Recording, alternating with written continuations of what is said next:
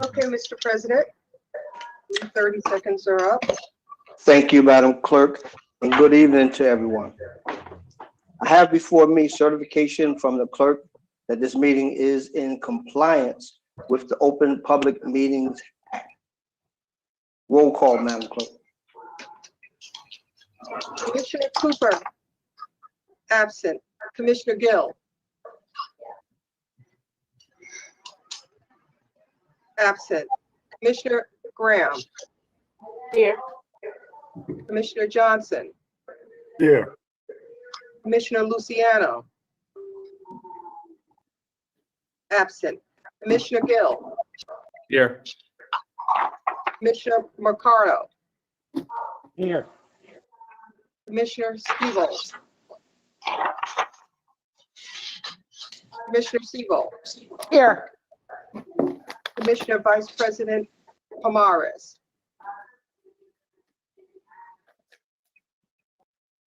Absent. Commissioner President Richardson. Here. I didn't hear you call Grant. I believe I did, and she said she was here. Am I correct, Commissioner Graham? Okay. All right, so let's get started. Okay, I got him on computer. Mr. President, just a reminder, please have your mics on. I hear conversation going. Yeah, please mute your mics if you're not speaking. First up is Department of Parks and Recreation. Mr. President, if you don't mind, I have just a little intro to the budget process. Absolutely. Mr. Jackson. Thank you, sir. Good afternoon, Mr. President, Mr. Vice President, and members of the board. Congratulations to the board and to the county executive for getting the county through an unprecedented year of difficulties, heartaches, challenges, and trials. Getting us here for a 2021 budget that is on time, continues to meet the needs of Essex County residents, requires a modest property tax increase, and maintains a healthy fund balance.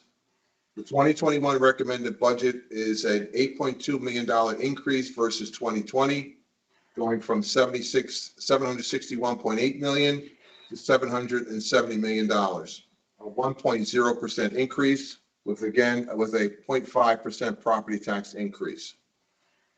We want to thank the board for its ongoing support and look forward to exploring the details of this budget during the next 2 days. With your permission, Mr. President, the first presentation is the Department of Parks, Recreation, and Cultural Affairs, with Director Salvante, Deputy Director Hartwig, and Financial Officer Gabriel Paul. Yes, sir. Let's get started. Thank you, Mr. President, and the board for giving us this opportunity to present our 2021 budget. If I must say, I do look like a leadoff hitter, Wayne. That's why I'm first, just so you know. So if I may, at this time, I'd like to talk about the 2020 year revenue that the department was able to generate in these most difficult times.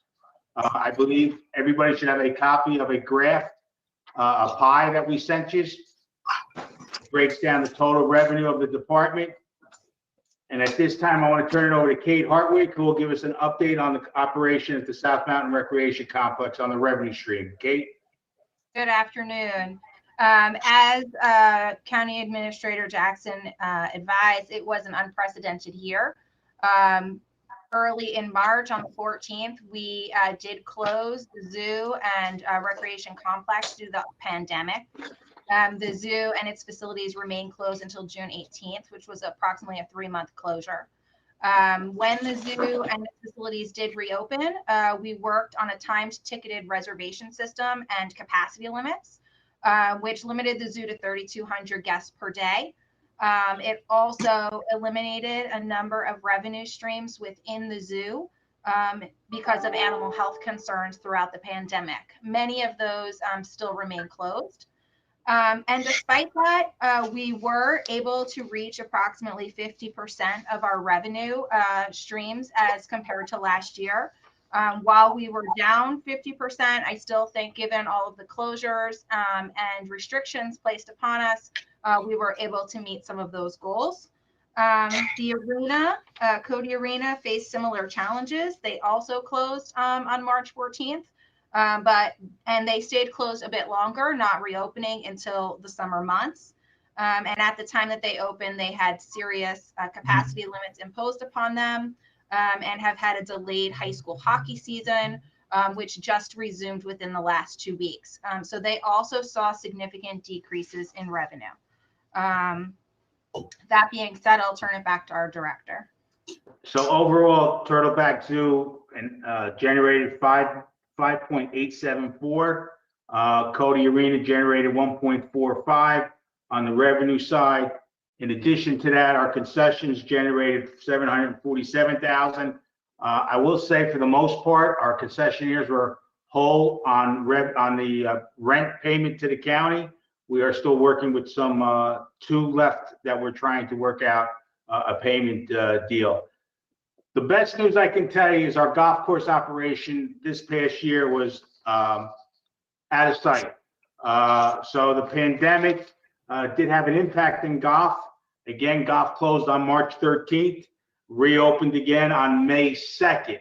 In spite of being closed approximately 7 weeks, our golf rounds increased from last year was almost 26,000 more rounds of golf were played this past year, which also generated $1.1 million of more revenue compared to 2019. In 2019, we generated $3.2 million. In 2020, $4.4 million. The interesting thing when we talk about golf revenue is the rounds. And these numbers are really strong numbers that we've never seen before at our golf course facilities. Hendricks Field generated almost 4,100 rounds of golf, which is approximately 10,000 more than last year. Burn Golf Course generated 37,000 rounds, which is approximately 6,700. And Week Wake was at Week Wake generated 34,000 rounds, which is up 7,700 rounds from the previous year. This is the first year Week Wake Golf Course broke $1 million in revenue. It was actually 1.2 million this year. So our golf operation really did exceptionally well during this pandemic time, where people were, I guess, more at home and possibly were doing business on the golf course. Whether we'll see that same number in 2021, it's hard to tell, but right now we're pleased with how we completed the year. Overall, our revenue generated was $12,530,000 for 2020. Any questions on that? That completes your presentation? No, I just talking about the revenue stream. Okay. Mr. McInerney. Okay. Thank you, Mr. President. Well, I'm looking at the revenue schedule within the introduced budget that I have, or I should say the budget that we were handed off. And on 15,370,000, Dan, I'm looking at a number less than the 12,530,000. It's 10,551,000. Was this updated? Is that number 12,530,000 an updated number? I'll defer that to Gabe.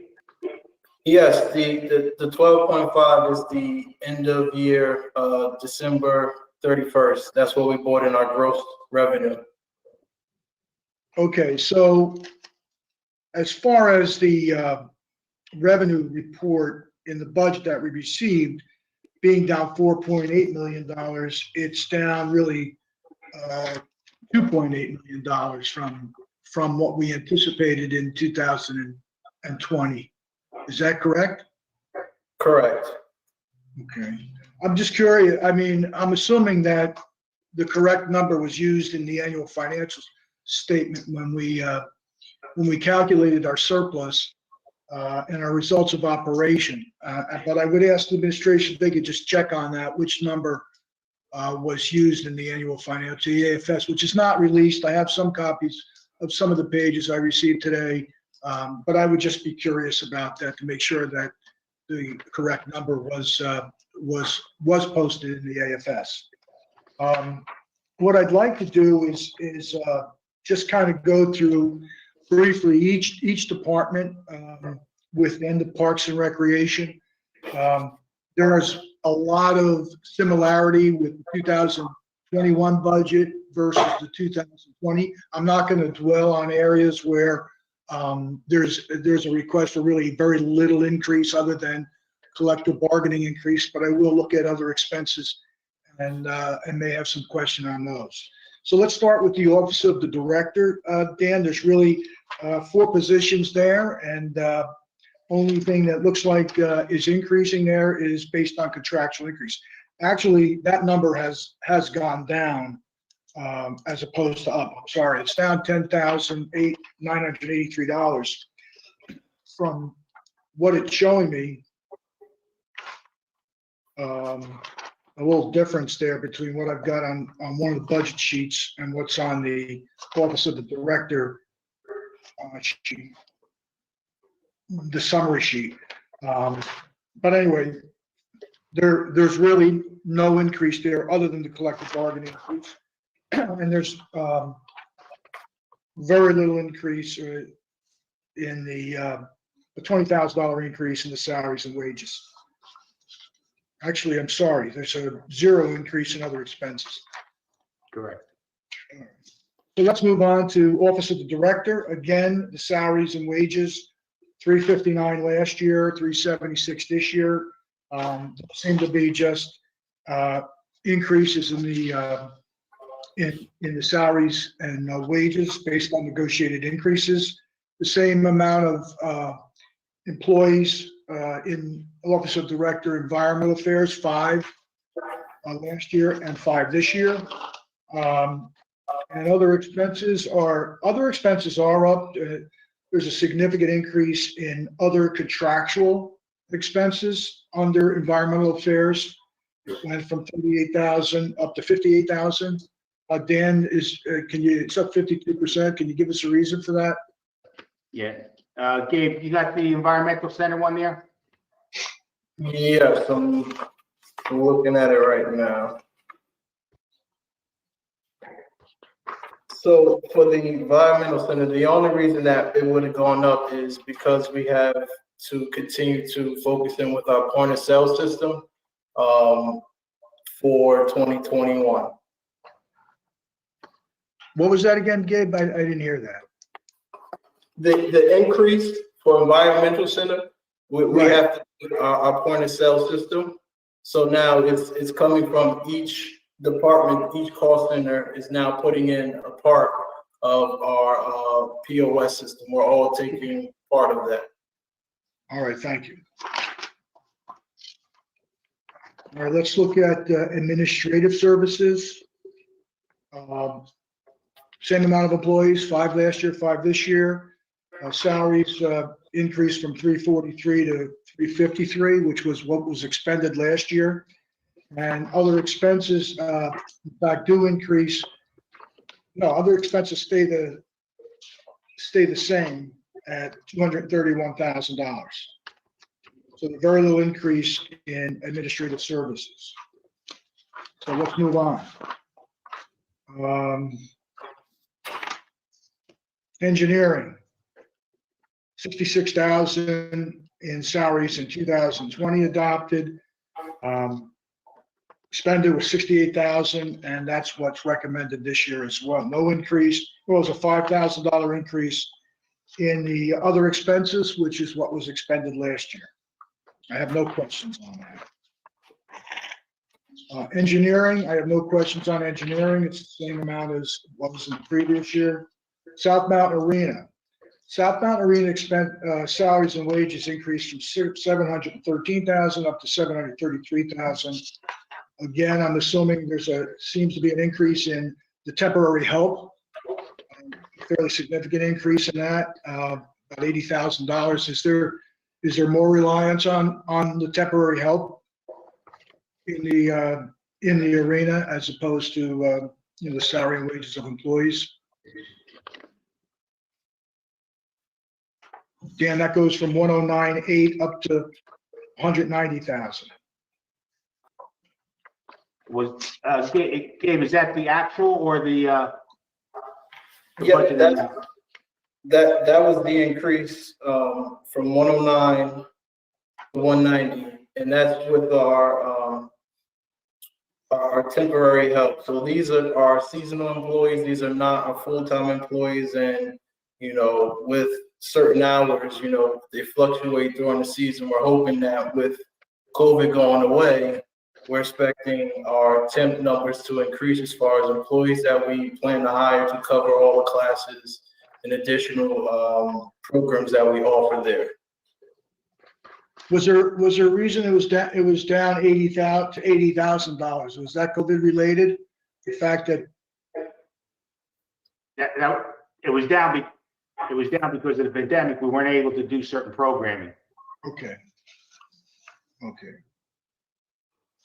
All right, let's move on to parking deck. And there's a $6,000 increase in salaries and wages. There's a significant increase in other expenses in the area of maintenance and repair and contractual services, from 30,000 to 80,000, and from 1,000 to 78,000 in contractual. Could you explain the increases there? But the increases there are pretty much, we have 3 parking deck now. So we're taking into consideration of properly maintaining the 3 parking decks at the arena now. So that includes, our maintenance and repairs, the ticketing for the people that pay us monthly. So that's really the bulk of what is the increase for our parking decks. It's the third parking deck is what you're saying. Correct. Do with that. Okay. All right. Forget about that. All right. Let's look at Turtleback Zoo. Turtleback Zoo increases from $4,141,000 in salaries and wages in 2020 to $4,353,358. 41 positions budgeted last year, 41 this year. How many vacancies do you have there now? It looks like you have about 5 vacancies. 5.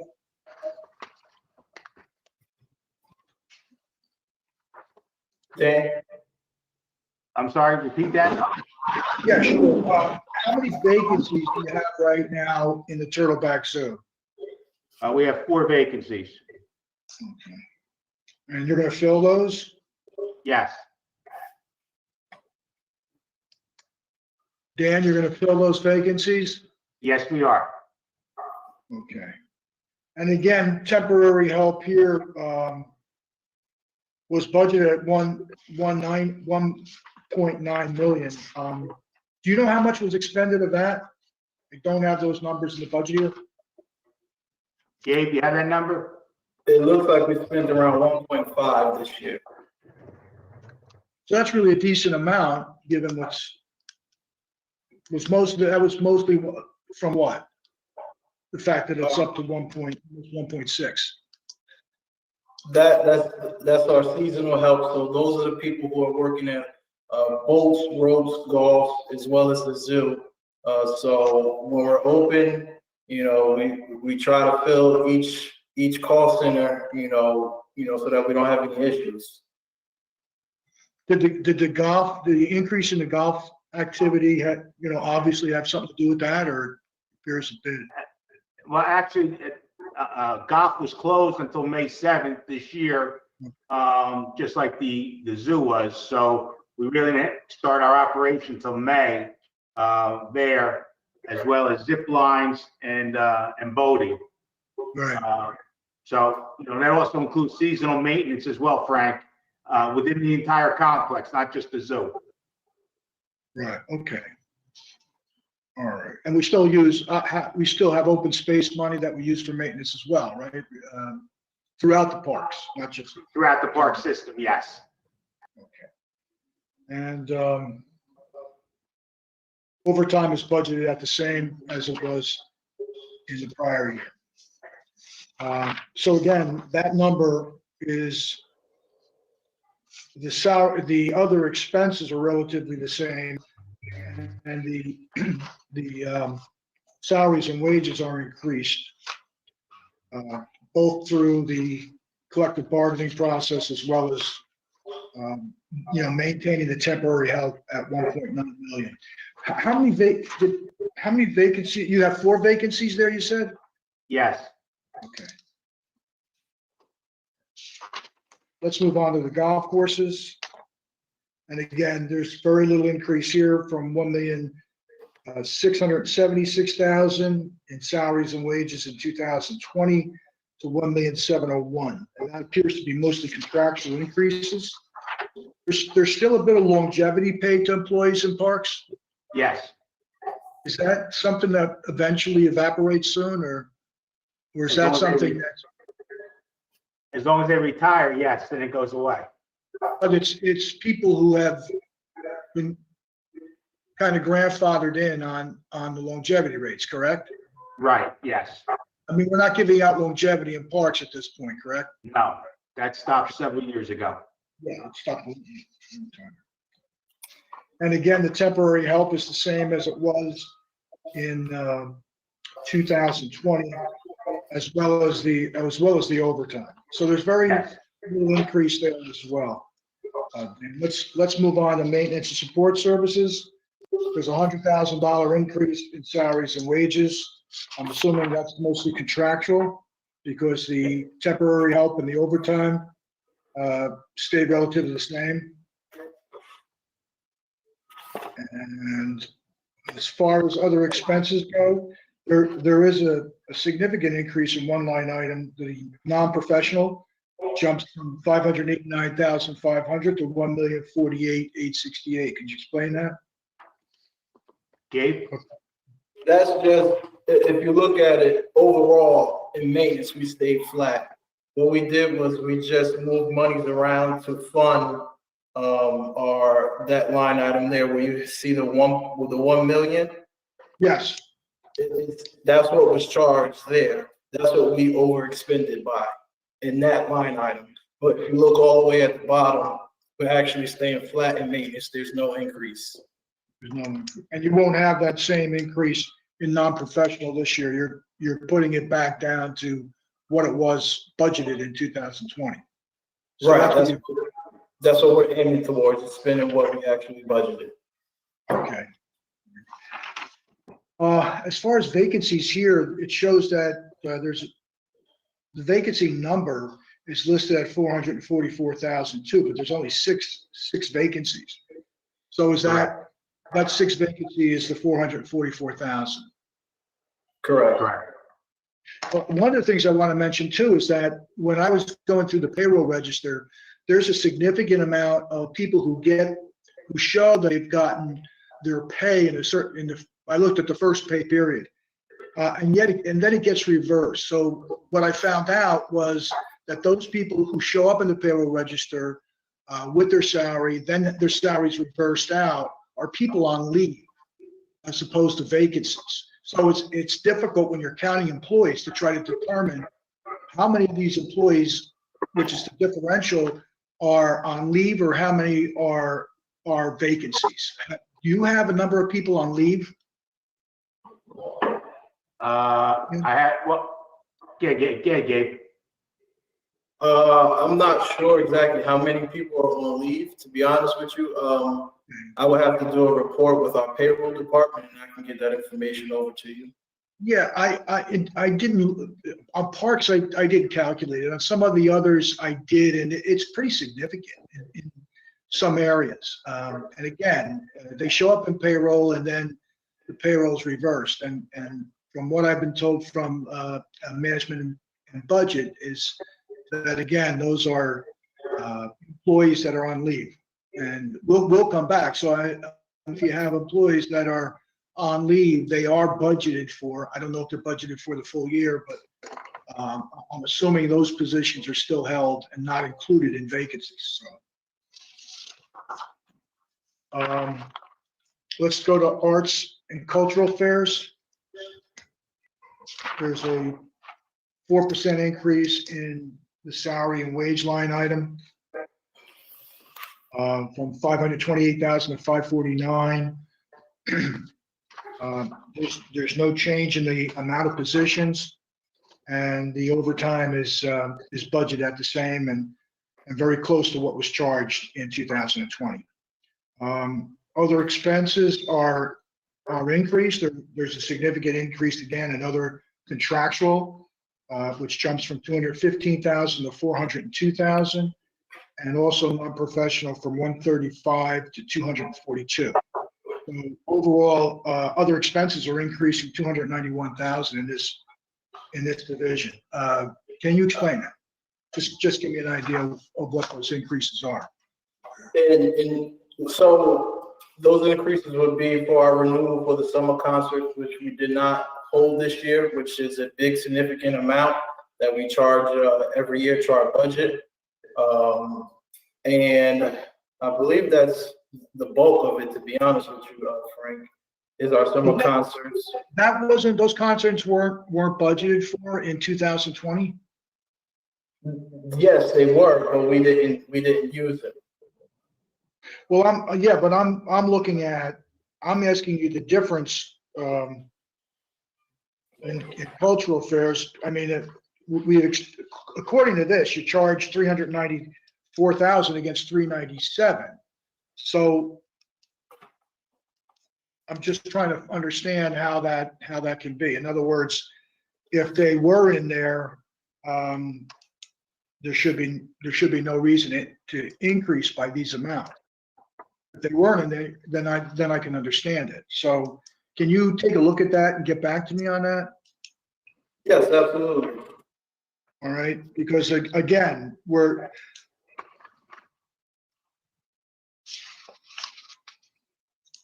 if they were in there, I just don't understand why the increase. Right. Yes, I follow you. I can take a look into that, see exactly what.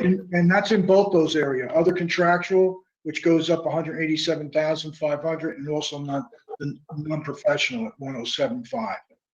Correct. I see exactly what you're talking about. Now, down below it says there's 84,000 in vacancies. Is that, if you look on one of the pages that details the salary and wages by base salaries and overtime, and then list all the expenses, I just want you to take a look at that 84,000 that goes into the total amount budgeted for salaries and wages in arts and cultural affairs. There doesn't appear to be any vacancies here. There's 8 positions filled, and yet there's $84,000 listed in vacancies there. So can you take a look at that also and get back to me, unless you know something you can explain now? Sure. Okay, I think it probably just needs to be put up in base salary, because I don't believe there are any vacancies here. Unless there's one and it's not listed. Okay, that's pretty much it. As far as Parks and Recreation goes, when you look at the overall budget, it's up approximately $1 million from the previous. Should say a little bit less, 900,000 from the previous, and the larger portion of that, about 500,000, is in salaries and wages, and the other portion is in other expenses. I'll wait to hear back from arts, the other expenses in arts and cultural affairs, but there was an explanation for the other expenses in Parks and Recreation for everything else. So, Through you, Mr. President, for the record, I'd like to recognize Commissioner Luciano has joined us. Thank you. Mr. President, I have a question. Yes, Commissioner Sebo. Okay. On the email that was sent to us, it shows the revenue from 2015 through 2020, and we're down this year compared to all those other years. How will that affect the work, Dan, of the Parks, Recreation, and Cultural Affairs? Will that loss of revenue affect you? Well, it doesn't affect us from an operating standpoint, but hopefully we're not going to have a year like we just had, and those numbers are going to increase I know. on the revenue stream. Well, how will it affect us? This is the lowest. I mean, in 2015, it was. Well, so what I'm assuming is that we're going to be able to still stay open compared to the previous year. We were closed for 8 weeks. So if the trend is right now the way it is, that we can function at a certain amount of individuals coming to our facilities, I'm confident you're going to see an increase on the revenue from what we did last year. So you're not going to have to cut back on anything because of the lack of revenue? I don't think so. Okay. That makes me feel better. Thank you. Okay.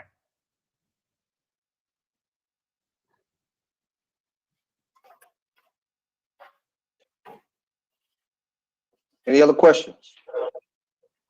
I just have a quick comment. You can, Director Salvante, you can thank Commissioner Johnson for the uptick in golf rounds. I noticed that, especially at Weequahic. That's right. He's on course. All right, please continue. I think we're done with parks unless somebody else has a question. We can move on to health and rehabilitation. All right, let's do it. Thank you. Thank you very much. Enjoy the evening. Mr. President, Mr. Del Guardio is here. Good Hey, let's get afternoon. it. How are you? Mr. Del Gaudio's here. Thank you. Let's get started. Good afternoon, Board of Commissioners and President and Vice President. I have along with me today Patricia Keenan, who's the Assistant Director, and Jackie Campoverde, who is our Budget Manager for the hospital center. Just a quick summary, 2020's been a rough year from us, but from a financial standpoint, our revenue was slightly above what was expected for the year, even though our patient days were down. And looking forward for the year 2021, our state aid goes up by about $160 and change per day per patient. So as long as we can maintain our patient days to where they should be, we're anticipating some significant revenue increases for 2021. Overall recruitment has been a bit difficult since nurses are in high demand and paraprofessionals are in a high demand right now. But I think we've done well. And when we go through the numbers, I can give you an explanation of where we are on our vacant positions. I have to give credit to our staff. There's been some real troopers here that have been here every day and have worked through the pandemic. We've had numerous patients, positive patients, and working with our staff that are still having positive diagnosis. We test weekly, our patients and our staff here at the hospital center. We're lucky enough to do it in-house, and that program continues, has been working well for us in the early identification, keeping the spread from our patients. So other than that, I'm prepared for questions. Mr. President? Mr. McInerney. Okay, so in the summary page for health and rehabilitation, which is in tab 12, shows that the salaries and wages, no, this is for the entire health and rehabilitation department. Salaries and wages increased $495,000 on $25,037,000, which is a 2% increase, which I'm assuming Mr. Del Guardio is basically just the increase, the contractual increase. I know you have, things like vacancies. We'll talk about that in a second, but for the most part, I would assume that the 2% increase of approximately $500,000 in salary and wages is to fulfill the collective bargaining agreements. That's correct. Okay. So also, when you get to other expenses, again, we'll go through the departments, but went from 13,859 to 13,859 to 14,159. There's a $300,000 increase in other expenses in the hospital center. So overall, there's in general roughly about a 2% increase in the overall budget of the entire health and rehabilitation department. Right now, according to your personnel summary, there's 49 vacancies that you have. Or is that about right at this point in time? Yes, that's correct. Okay. And again, this is mostly in nursing. Well, I'm showing 44 vacancies. The majority are in nursing, Right. and for various reasons. But right now, there's 28 vacancies in nursing. Okay. Are you finding, Frank, that do you have people on leave as well? Are there Yes. people? Okay. Do you happen to know We have 6 in nursing that are FMLA no pay, so they didn't show up on the first payroll register. Well, what happens is on the payroll register, I noticed, and I was told by management and budget, they do show up as a payment, but then they get reversed. So they have no impact on that. And that's how I was able to determine. I didn't know, exactly at the time why that was. But then, as I said, I learned that it was people on leave. So it gets a little confusing, again, to try to understand what's the disparity in positions. Is it vacancies or is it, people on leave? So that's. Yeah, so there is a total of 6 on leave and 1 in general services. So overall, the entire hospital is 7 on leave, and then the vacancies is something we're working on. We could discuss further. The remainder are vacancies. Yeah, we'll wait till we get to nursing on that, but, okay, so let's move on to the Office of Director. Again, there was an increase here in other expenses. I think that's probably wrong. Is that correct? That it 21,000, 2020 on the summary sheet? It's a little confusing because the Office of the Director is the mental health administrator, which is apart from the hospital center. That's Dr. Scarpelli's office. Excuse me, Frank, this is Annette de Blasio. That's a typo.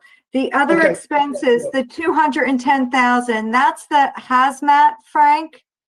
Right. Right, The that's contract, That's what Nutley, that,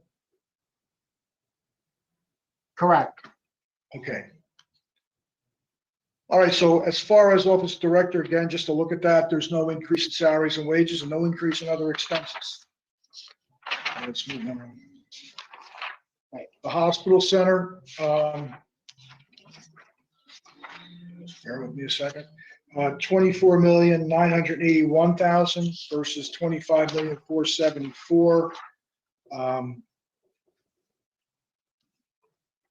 That increase is again around 2%. There's $492,000 increase, roughly a 2% increase.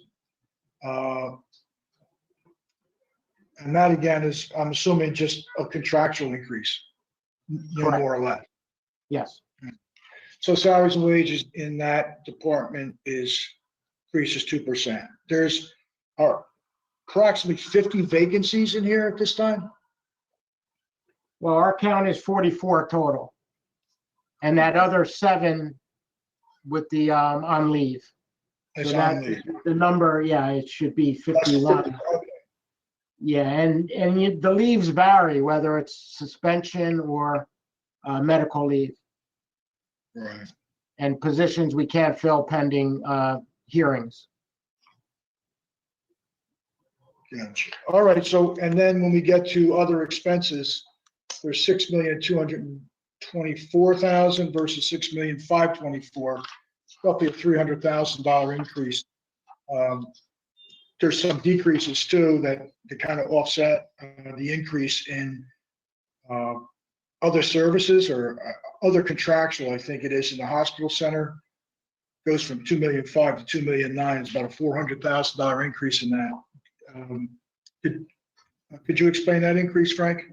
Yeah, the majority of that were contractual increases for the housekeeping services. Right.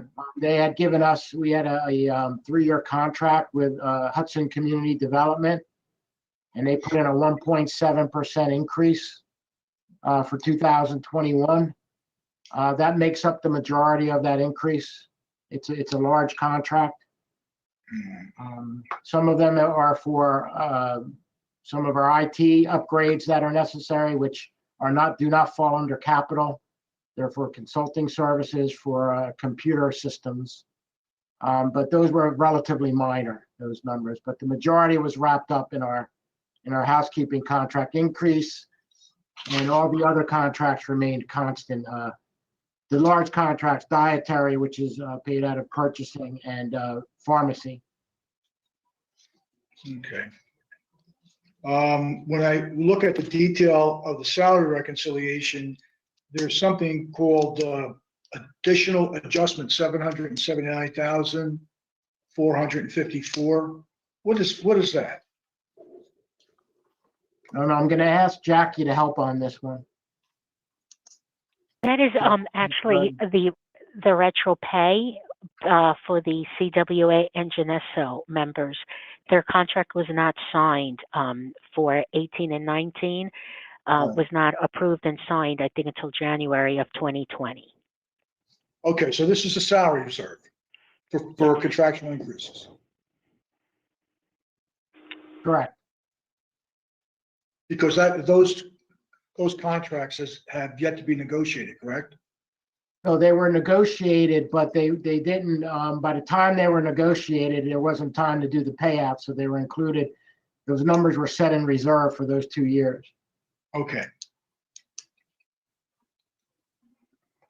And And you're we vacant, budgeted for them, but they weren't paid out in those 2 years. We finalized the contract in 2020. so this is the accumulation of those increases, those retros for 2018 and 2019? Correct. And what about 2020? Now, those are all have been budgeted and they're accounted for. Okay. And 2021, did the contract go to 21? Yes.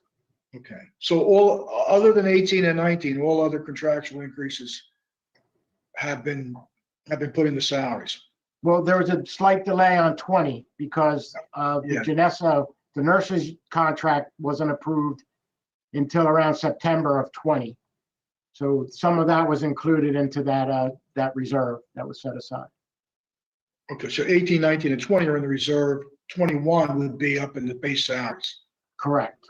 Okay. And in terms of overtime, how is it in hospital center?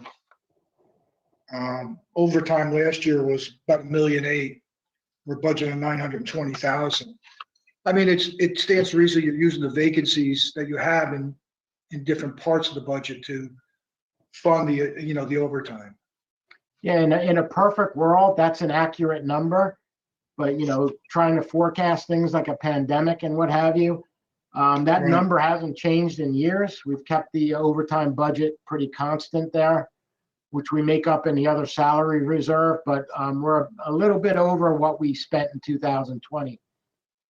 I mean, a little bit over for the year for 20 than where we were in 19.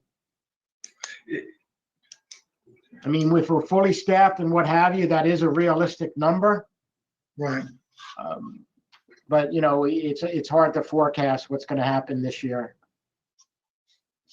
So because you have those vacancies, and especially in nursing, the salary savings there is really going, as I said, to fund, is really the cost for the overtime as well. That's correct.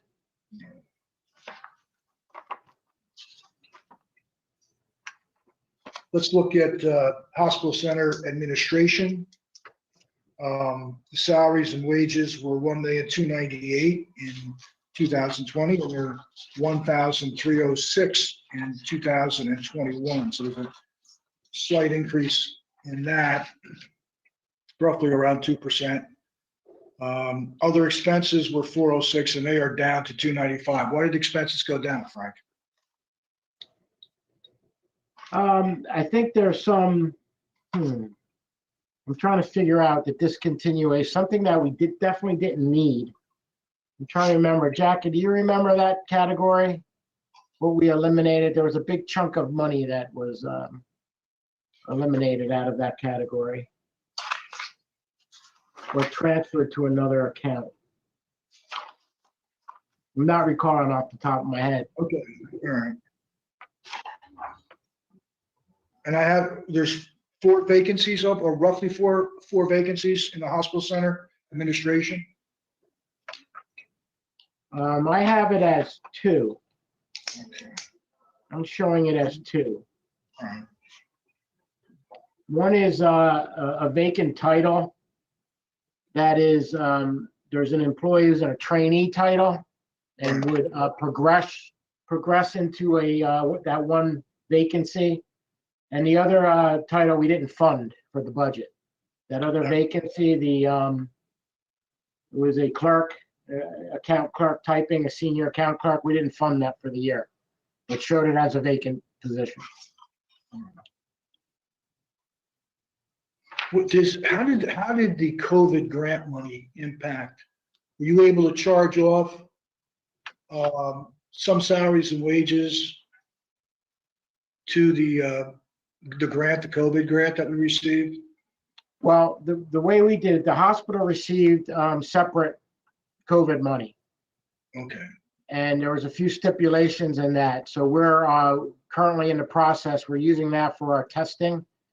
Some salary offset for some contract nurses we needed to go out and get. But the initial overtime was done through the FEMA application. We covered it through FEMA. And some of the COVID before we were given this grant money, but we'll offset working with Anthony Abaleo. We charge it back against our grant. About $960,000 that we received. That was the total amount you received?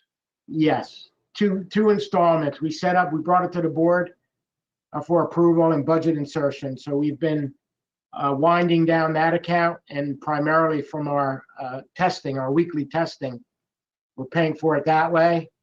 But most of the supplies and everything of that nature came from the CARES Act funding, the general CARES Act funding. The 139 million that we received, that Right, and the hospital monies were also permitted to offset operating losses, but we didn't have any. So we couldn't put in a claim for our lost revenue.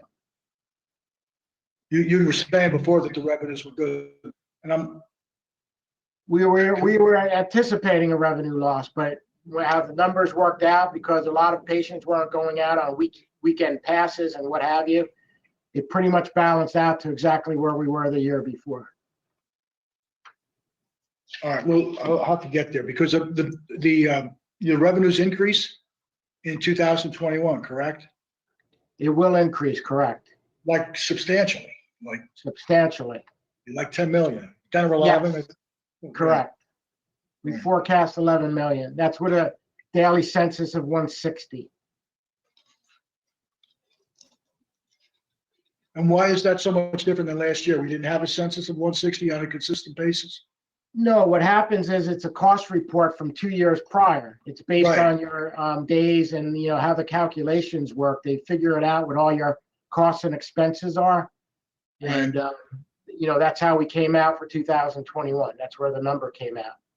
I mean, So- 2 years ago, it was decreased slightly, and this year it's up by about $160 per day.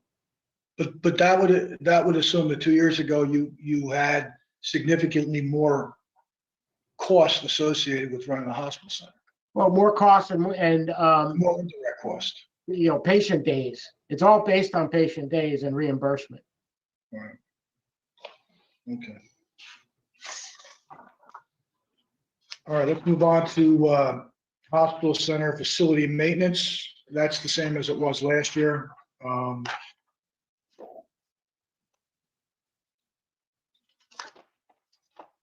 And General Services are budgeted at the same amount for salaries and wages and the same amount for other expenses. They're up $30,000 on salaries and wages, which would equate to roughly the contractual increase. So I don't have any questions on General Services. Medical Services, $5,987,000 last year, $5,991,000 this year. They were, however, expended was just over $5 million. So there was some salary savings last year as well in that department. So you're fully funding all positions in the medical services. There's one we're not funding. It was a leave from our staff psychiatrist to medical director. We did not fund that position for the 2021 proposed budget. And how many vacancies do you have here, Frank? We have 12 vacancies in this department. Okay. Some of them we're in process. We've identified candidates. And our big areas are psychiatrists, where we're down 3 psychiatrists right now. Are those full-time positions of psychiatrists? Yes.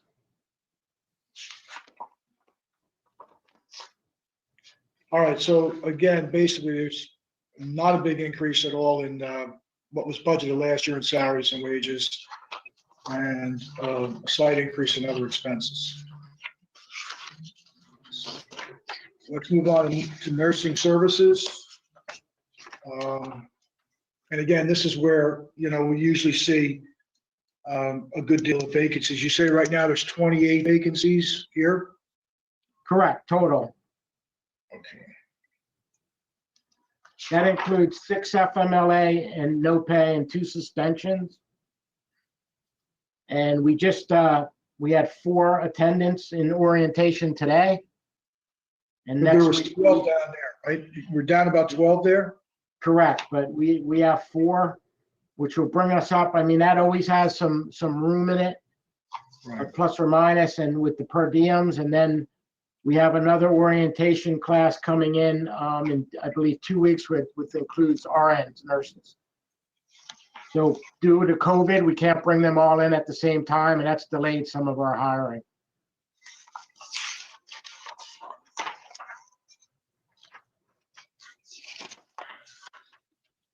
And nursing expenses are the same as they were in the prior year, 115,900.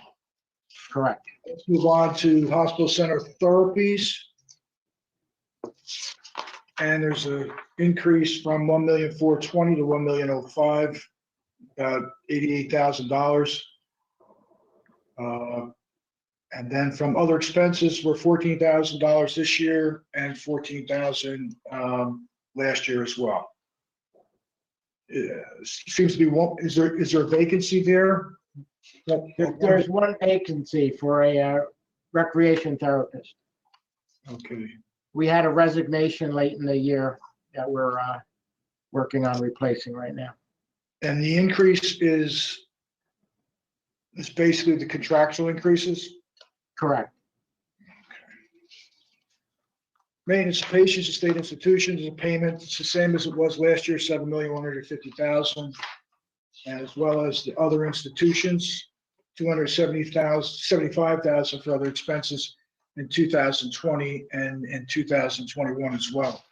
So despite ups and downs, within the individual, divisions or cost centers of health and rehab, we still go back to the summary page where there's only a 2% collectively, a 2% increase of $495,000 in salaries and wages, and the $300,000 increase in other expenses, which you've explained. And at this point in time, there's 44 vacancies, correct? That's correct. So again, 2% increase in salaries and wages and a 2.2% increase in other expenses. I don't have any other questions, Mr. President. Thank you, Mr. McInerney. Mr. Polavecchio, any questions?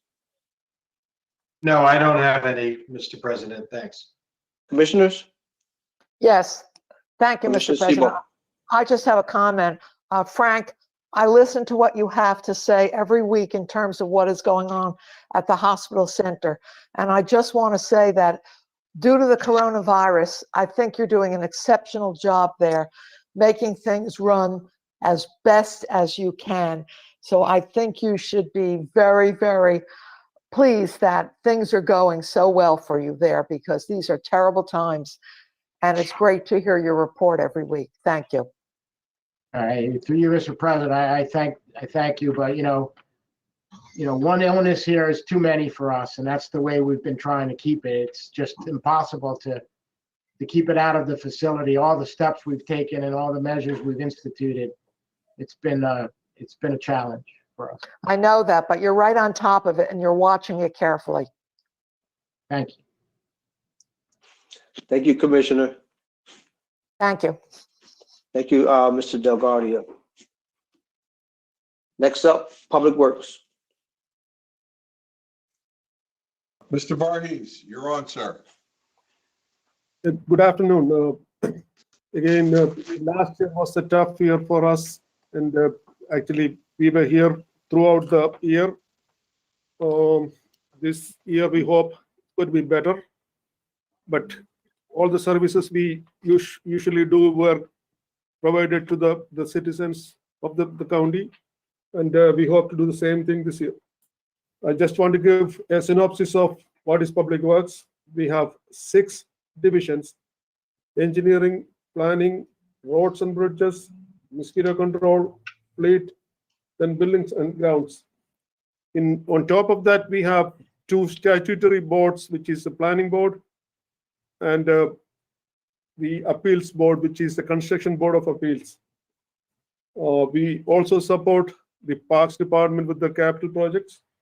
We have our yearly capital projects, which is approximately $15+ million. On top of that, we have state grants and federal grants. We expect a large amount of federal grants this year. We have $26 million in safety grants, $2.5 million in a special grant for traffic on South Orange Avenue. As you may know, there are 3 intercounty bridges, or 4 intercounty bridges we have. One is Kingsland Avenue Bridge, Clay Street, Bridge Street, then Jackson Street. Out of the 4, 3 bridges are in replacement program with NJTPA. We graduated the planning phase. We are going into the design phase in the coming year. Each bridge is like $8 million in design itself, and the construction will be around $50 to $100 million each bridge. And again, that will be a multi-year project. And we have state grants on top of it, which is approximately $9.5 million in annual transportation program. And then we have bridge grants and then discretionary grants, which is around total of 10 plus 3, $13 million. Our operating budget is, as you can see, it's almost same as last year. The salary, actually, we moved a couple of staff from one division to another division, and still within the contractual increase, and our total increase is around 3%. And our other expenses have reduced from last year. As you may know, we have a snow trust fund, which is $5.7 million, and we have a mosquito trust fund, which is $422,000. So we reduced our snow money for this year for operating funds by $1.2 million. And there's a total net reduction in other expense for the department. And the increase is in the buildings and grounds. As you may know, last year we budgeted for actually only for half a year, because we started the DFAB building in the middle of the year. that building, which we budgeted for 6 months, and this year we had budget that building for full year. And we expect a new building coming on board this year, MLK, the new building, which will be coming on board by May 15th, or end of May. And also we commissioned last year the parking deck, the employees parking deck on Market Street. That's the synopsis of what we have. And I am here to answer any questions. I have my staff with me here, and they will assist me if needed. Thank you, Mr. Vice. Mr. McInerney. Sanjeev, I'm looking at the summary page for Public Works. We're saying a increase of 344,000 in salaries and wages, kind of spread out among the various cost centers.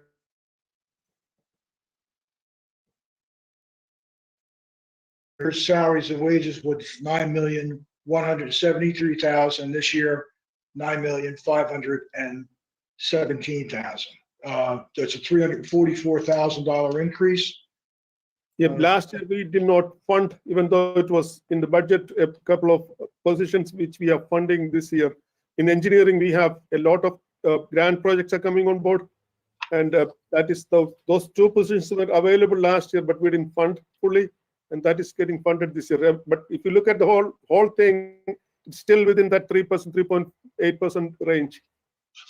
That's correct. So I'm looking at last year's planned positions was 103, this year's 105. So those are the two positions. Those are two new positions that have to be funded out of that $344,000 increase. Again, we expect grant funds will compensate those. Again, it's a lot of capital projects, grant projects coming on board, and those people were there last year, we didn't fund them.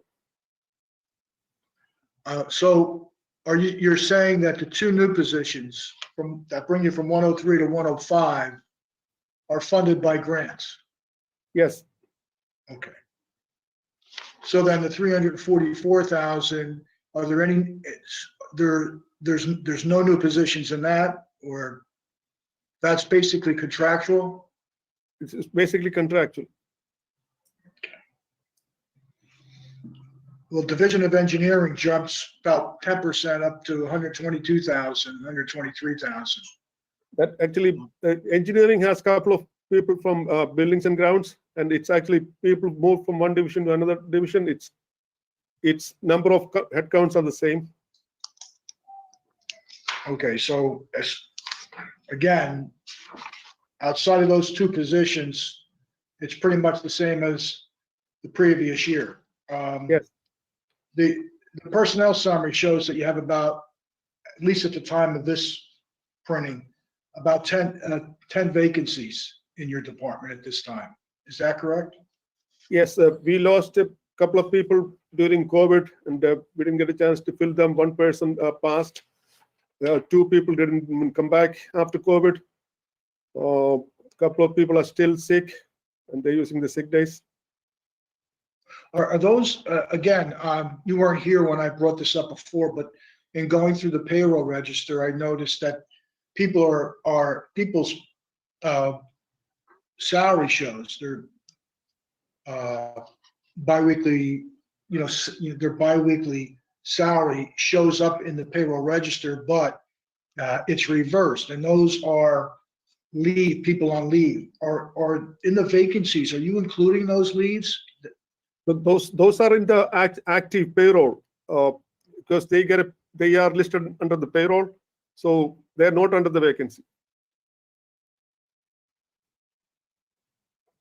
Sanjeev, you're breaking up. I don't know if you can hear me.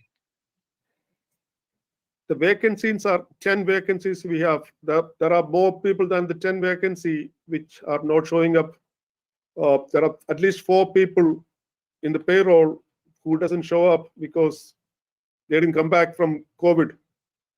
I got you. Okay, so 10 vacancies, 4 people out on leave. Yes. So let's as far as other expenses, and we'll get to those in buildings and grounds and roads and bridges, but as you said, every year we're starting to fund more and more capital improvements out of the operating budget. There's an increase in other expenses in buildings and ground of 10,700,000. Is all that capital, as well as a $6 million increase in roads and bridges? Are those two amounts pretty much appropriations, current appropriations for capital improvement? The roads and bridges have a reduction of $1.2 million. If you look at that, the buildings and grounds, because of the 3 buildings we are coming on board this year, the MLK building, which we expect to have on board by end of May, and DFAB building 321 University Avenue, which we only budgeted half the year last year. So this year it's full year. Full year for, okay, let's go through we'll see what the detail is on those increases. So office of the director cost center, pretty much the same as it was the prior year, except for contractual increases. I don't have any questions on that. When you go to ground on a summary basis, there's only a $62,000 increase in salaries and wages, which is less than 2%, 1.8%. There's some reduction in the director of buildings and grounds. So it was $3,430,000 last year, $3,492,000 this year. Again, 1.8% increase. I'm fine with that. So if you go to the other expenses, there are increases here. Let me just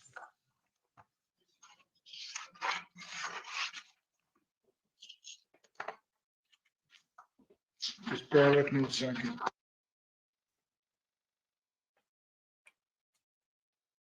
$1,700,000. Yep, that is the line item which I just told you about. That is the line item we are going to use for University Avenue.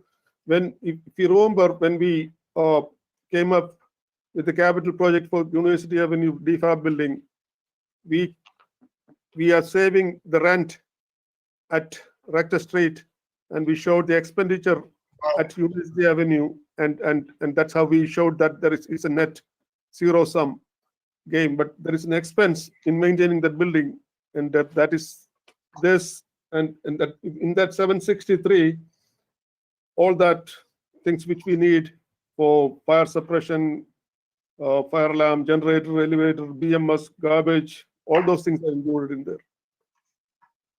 So those 10,700,000 in this is basically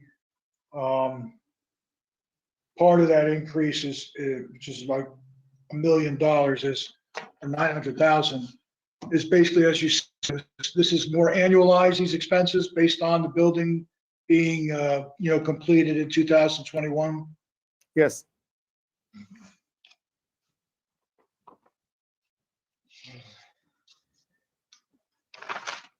Let's go to let's just look at administration on buildings and grounds. Again, the salaries and wages are the same. The expenses, which we went through already, this is all part of the buildings and grounds that we just looked at the summary sheet. For Hall of Records, buildings and grounds, salaries and wages are the same. They're up 50,000 on almost $3 million. No change in the amount of positions. Buildings and grounds, hospital center. There's a slight increase from 2,379,000. Other expenses, 2,480,000. Building maintenance, hardly any increase in salaries and wages, 481 to 494, and no increase in other expenses or positions. And general repair, it went from 69,000 to 100,000. Engineering, office of the director. Let me go here now.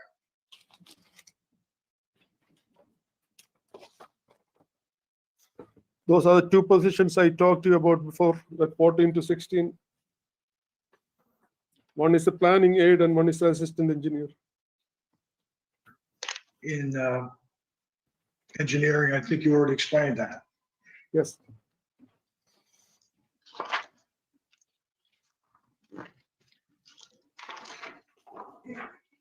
Let's go to planning. In the planning, we're at 355,541 up to 365,754, 2.9% increase. And I'm assuming most of that is contractual, if not Yes. all of it. It's $10,000. And the positions were 4 in 2020 and 4 in 2021. And we get a grant from TPA to subsidize the expense. Right, that's the 55,820. Yes. Okay. Fleet management, salaries and wages are 683,000 versus 718,000, increase about 34,000 or 5%. And that's in that.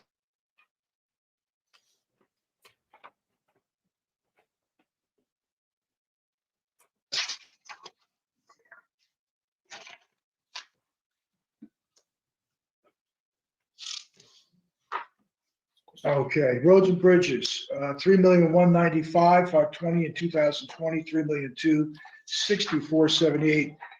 That's exactly a 2% increase, or $64,000. Those are contractual. There's no increase in the amounts of positions, 35 in 2020 and 35 in 2021.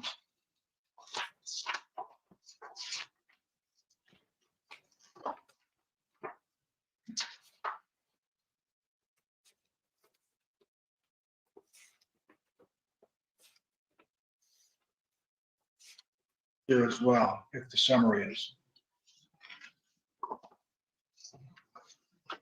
And that's pretty much it. So when we look at the overall budget, we're seeing a very, very slight increase of 105,000 between salaries and wages and other expenses.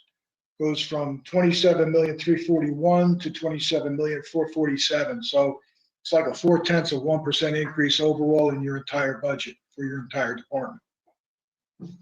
I don't have any other questions, Mr. President. Through you, Mr. President, I want to acknowledge the joining of this hearing of Commissioner Cooper and Commissioner Vice President Pomares. Thank you, Madam Clerk. Any questions, Mr. Polavecchio?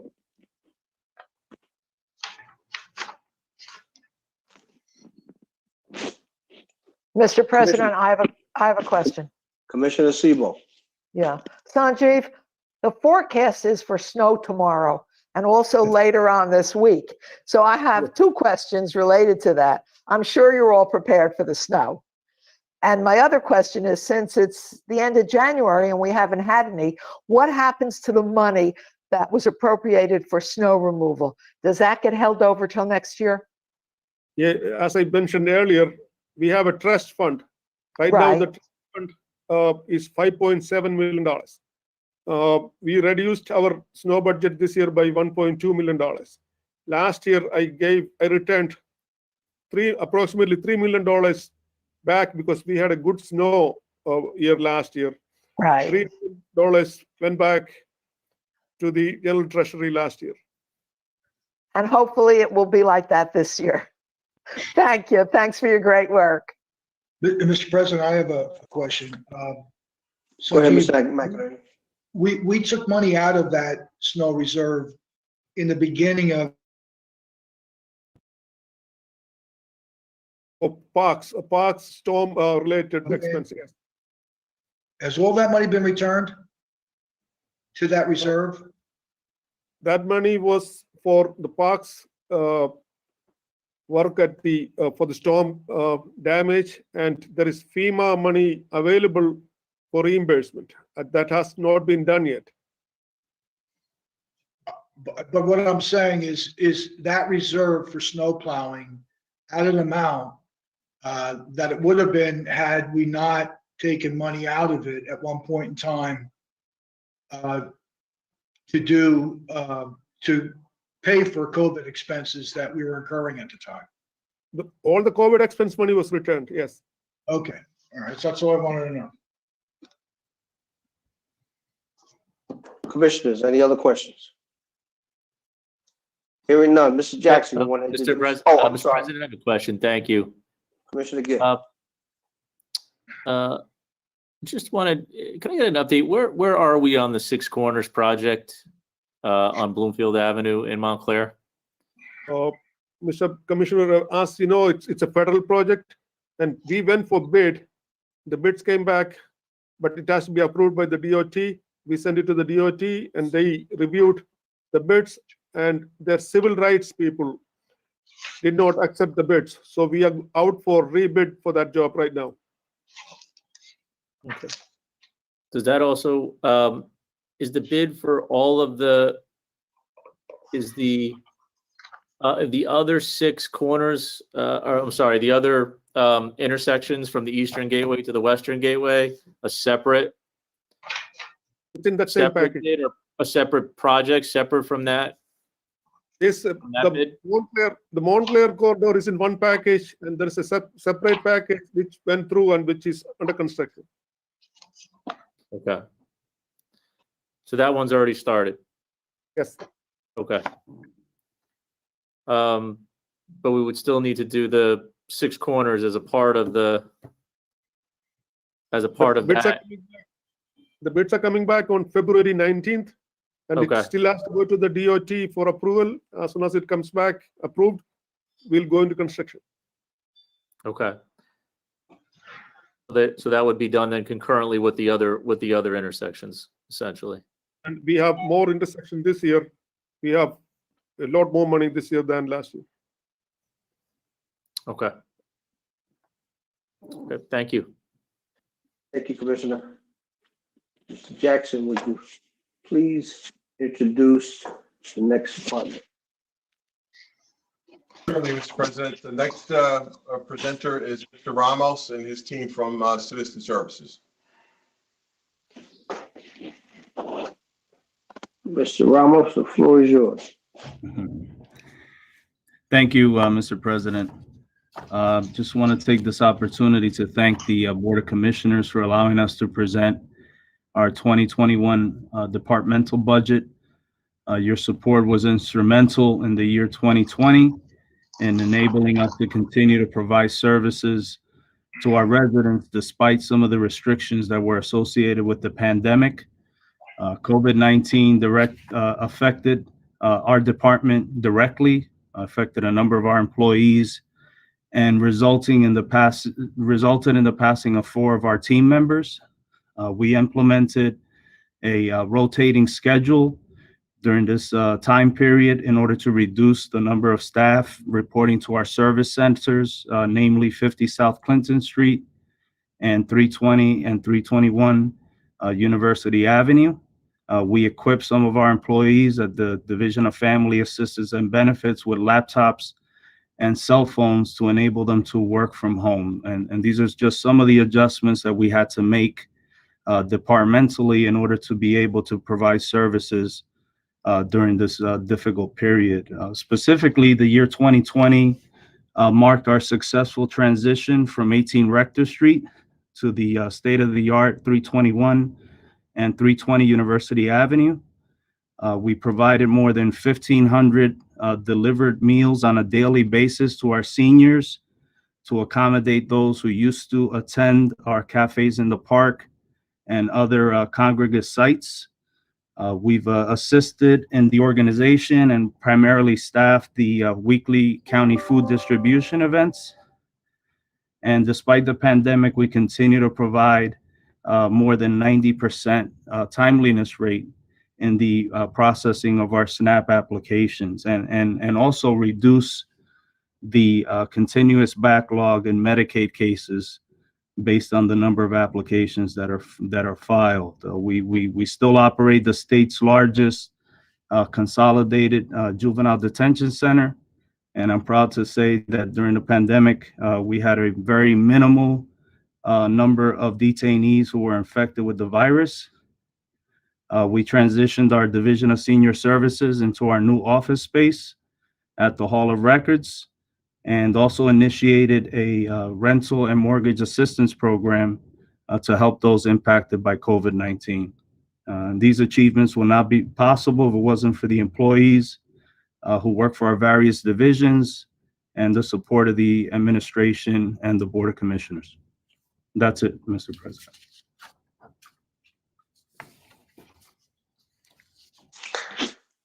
Mr. McInerney. Okay, if I can just look at the staffing overall, unable, looking at the payroll register that I went through for citizen services. There were, as I had explained earlier, but I don't know if you heard this, there were a considerable amount in your department of people who showed the paycheck being paid, but subsequently it was reversed. And what I was told by the administration is that those are people on leave. So when I add those up, it came to, in your department, it came to 53 people. Now, I don't know if any of those were other than leaves, but there were 53 people that showed, and this is throughout the department, throughout the entire, cost center. Were there 53 vacancies? I mean, were there 53 people on leave? Through you, Mr. President, Mr. McInerney, I would just like to add that just on the county funded side of our department, and keep in mind, we have a large grant funded side of our department as well. We have a total of 1,086 positions that are budgeted. So when you mentioned these 53 individuals, it'd be helpful for us to know under which division possibly these individuals show up. My assumption is that the Division of Family Assistance and Benefits, which is the largest division in our department, does have individuals who throughout the year are on leaves of absence. The Juvenile Detention Center, which is also a large division within our department, also has individuals who occasionally show up as being on a leave of absence. So it'd be hard for me to answer the question without having information as to who these individuals are. But there are individuals in an organization our size that would be on leaves of absence.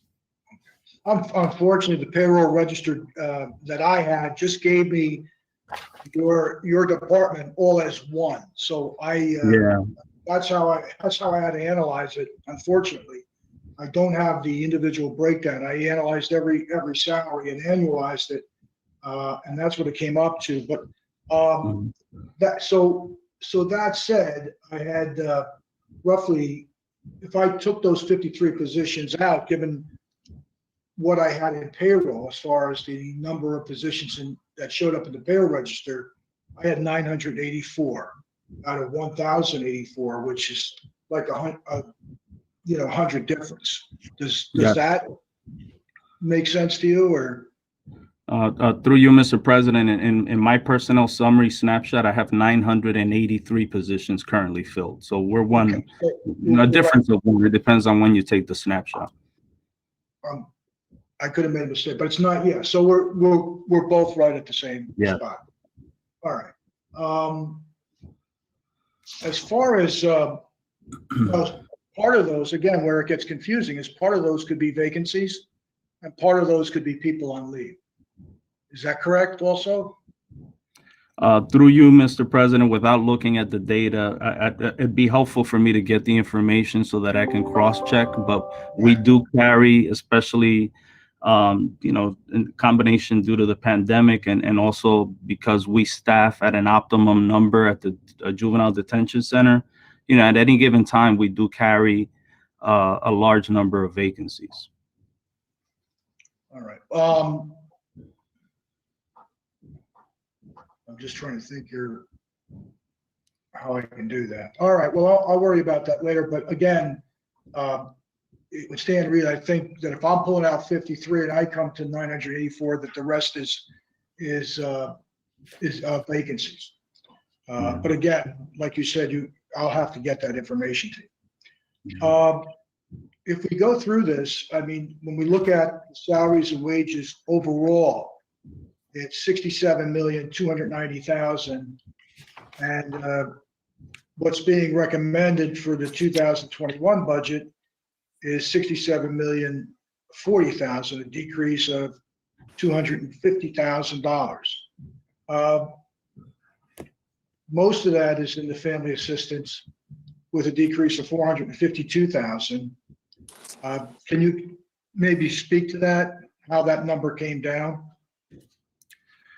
Through you, Mr. President, the Division of Family Assistance and Benefits, again, is the largest division in our department. We have our division head, Keisha Burnett, on our call as well. So I'll ask her to provide some more information. But we are constantly in a position where we're shifting positions based on the needs of our division, and under the leadership of Division Head Burnett, there's been a big emphasis on the timely processing of cases, also the digitizing of case records. So we've converted some vacant positions into more clerical and support positions in order to enable the division to meet its timeliness rate, and also to enable us to effectively digitize the processing of cases. So those positions that we've converted to tend to have lower salaries than some of the administrative positions, which have been part of our organization in the past. So that does account for part of the reduction in salary and wages. I'll ask Keisha to see if she has any more information she wants to share. Director? Good evening. The other reduction is due to, as Councilman Department Director Ramos said, by me converting the titles. However, because of the pandemic and because of the increase, I now have to hire some more workers with higher salaries. We always leave a little balance so we have room to play in case I have to convert titles. But now, because of the pandemic and the increase in the applications, we were not fully staffed at the 832 that we normally are.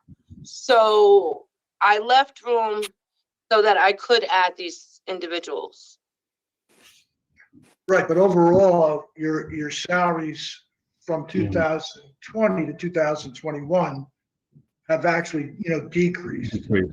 Could I also add, Frank, that, in addition to us converting positions into vacancies into more technical titles, this is an organization that every year experiences a large number of retirements.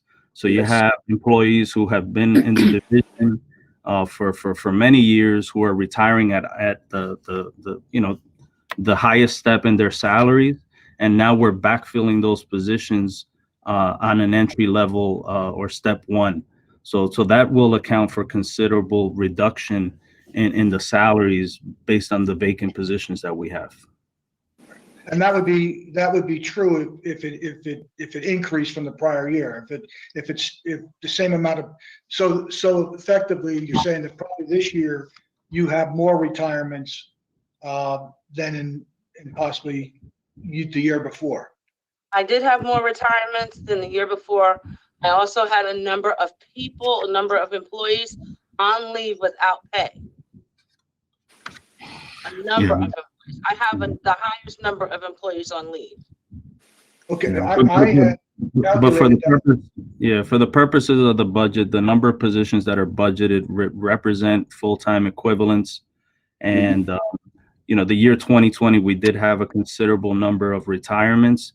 Those individuals retire at the highest step based on their title, and now we're backfilling those positions with either new supervisors or new family service workers who come in at the first step of that salary range. So that will result in a reduction in your overall salary, even if the number of positions stay the same. Right, but again, Anibal, that's true if it's different and greater than the same amount of retirements or the retirements in the prior year. So in other words, every year you have retirements, that situation for salary savings would be applicable. So that's where I get to the point that if you're saving money this year, your retirements this year, and that differential between somebody going out and somebody coming in would have to be greater than the retirements of the prior period, because it's happening all the time. So, and that's what the question was, is there more retirements now? Yeah, 2020 was a year where we experienced a large number of retirements. I can get an analysis over a 5-year period. That in combination with us converting titles or vacancies into more technical clerical titles will result in a reduction in the overall salary number. So. Okay, so again, why don't we just go through each of these real quickly. I mean, overall, as I said, the salaries and wages are actually decreased by 250,000, and the other expenses are down by $3.7 million. So overall, you're coming in at $110 million as opposed to $114 million in the prior year. It's a reduction of $4 million.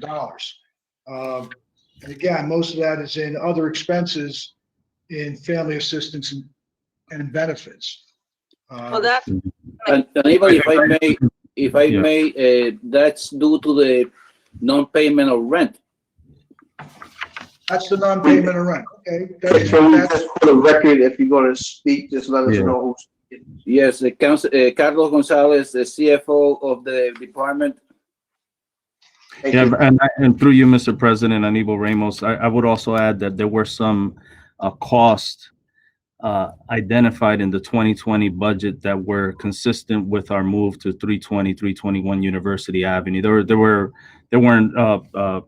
a number of items that we included in the budget that are not included in the 2021 budget as well. So as the CFO mentioned, there are savings associated with us moving into the new complex as it relates to the rent, but there were some costs identified in the 2020 budget that empowered the division to make that move into 321 University.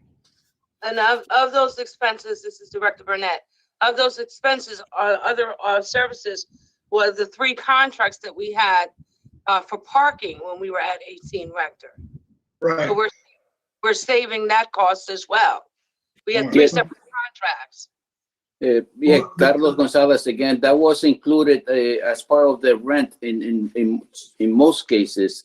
The parking lot for the garage, for the military park, and 2 other parking lots. The one with the parking authority or the county, and the other one next to the welfare office on the same street as the welfare office that we paid for some employees. So we had 3 parking lots that were included also in the rent payments. Okay, so 3 parking lots where you're saving the rent. Yes. Okay, so if you look at the 3.7 million reduction in other expenses in family assistance and benefits, 2.8 of that is the reduction in rents, both on 18 Rector as well as the parking garages. Through you, Mr. President, that is correct. And then, as I mentioned earlier, there were some other expenses that we allocated in the 2020 budget that were connected to our move to 321 University Avenue. Right. And then there's also a reduction of the state computer equipment of $1.4 million as well. What was that? Through you, Mr. President, as part of the move, we did purchase equipment, new computers for our employees at 321 University Avenue, and we were able to get the state to reimburse us for part of the equipment costs.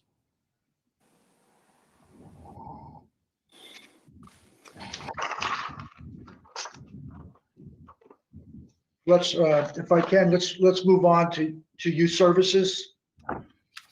And budget for salaries and wages in 2020 was $12,428,000, and it's for 2021 it's $12,580,000. So there's a 1.2% increase, and I'm assuming that that's primarily based on contractual increases minus the salary savings. Through you, Mr. President, yes. And so there's only $152,000 increase on $12,500,000. In addition, the other, as we said, the other expenses are left the same in 2021 as they were in 2020. And actually, from what the summary sheet shows is that the positions dropped also by 2, from 240 to 238. Through you, Mr. President, the two positions that are not in the table of organization anymore, we were able to fund those two positions out of the Youth Services Commission grant. These are staff members who are involved in the monitoring of juveniles that are on home detention or electronic monitoring. So we were able to include those in our grant with the state's Juvenile Justice Commission. And I would also add that the other expenses are primarily allocated to the school that's run out of our juvenile detention facility to contract with the Essex County Educational Services Commission, and also the medical contract at our facility. And I do have Reverend Dennis Hughes on the Zoom. Well, this isn't Zoom. This is some other platform available to answer any additional questions. If I may say, of the Carlos Gonzalez again, CFO, of the 4,865,000, 4,380,000 is the two contracts for education and medical. So everything else remained the same except for those, including those two, that was the same amount for last year. Carlos, that's the 4,387,002 you're talking about? Yes. Why there's only 2,000,002 expended in 2020? I suppose we haven't paid, at the time, we had not paid for the school and the medical, the portion that was due at the end of the year. Okay.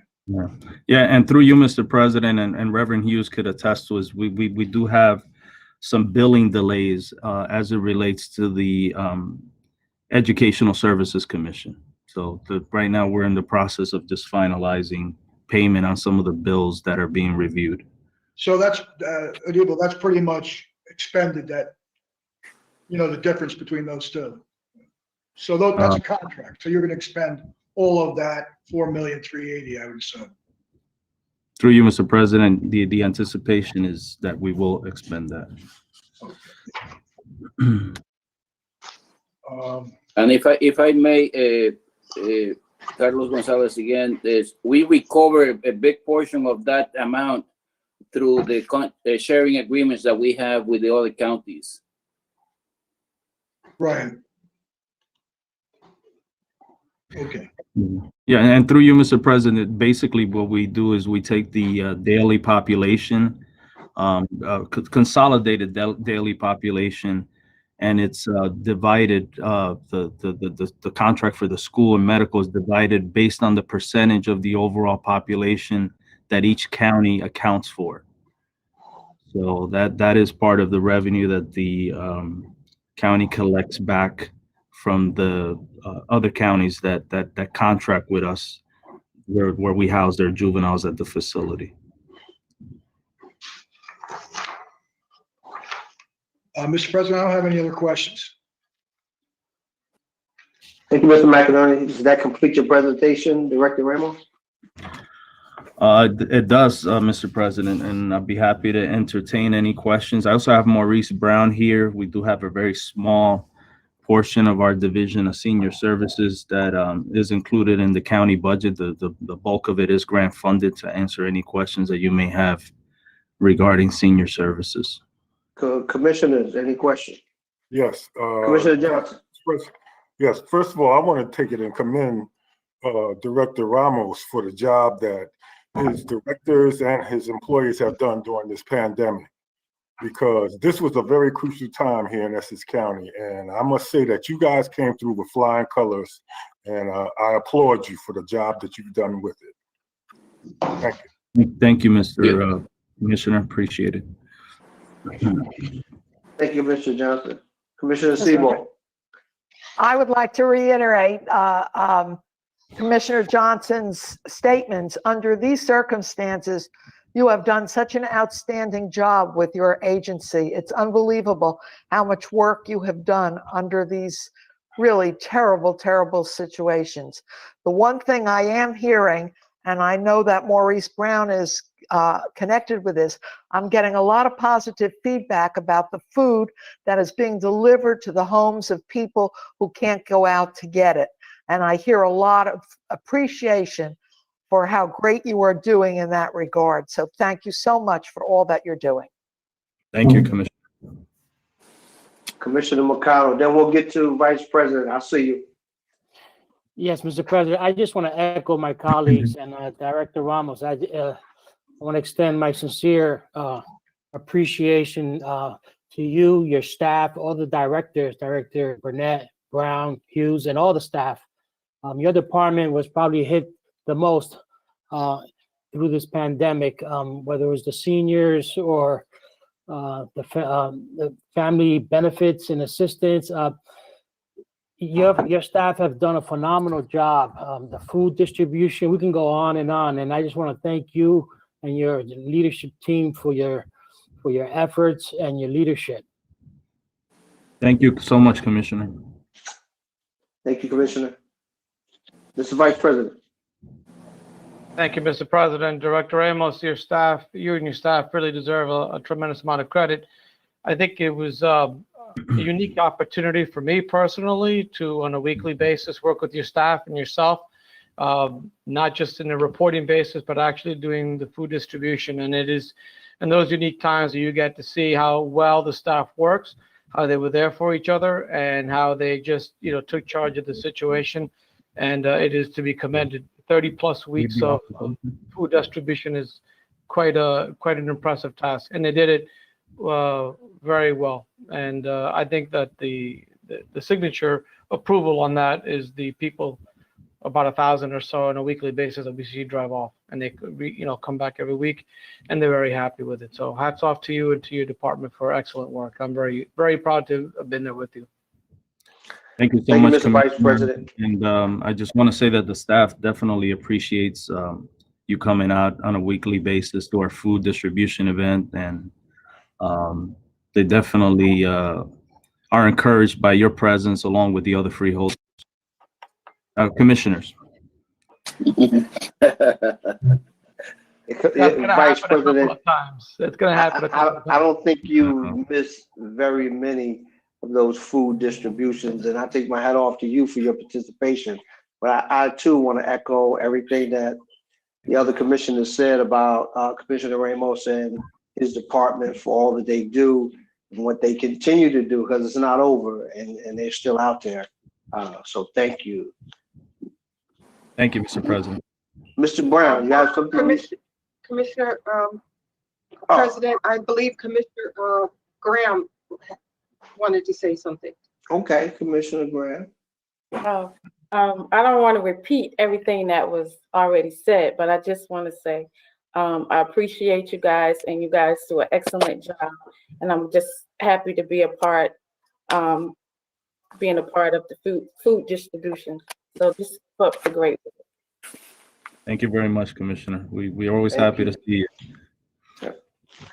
Mr. Brown, something you'd like to say? You'd like to add?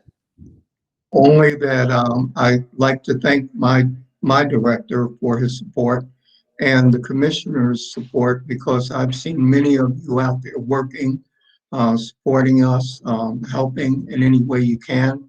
So I'd just like to say thank you as well.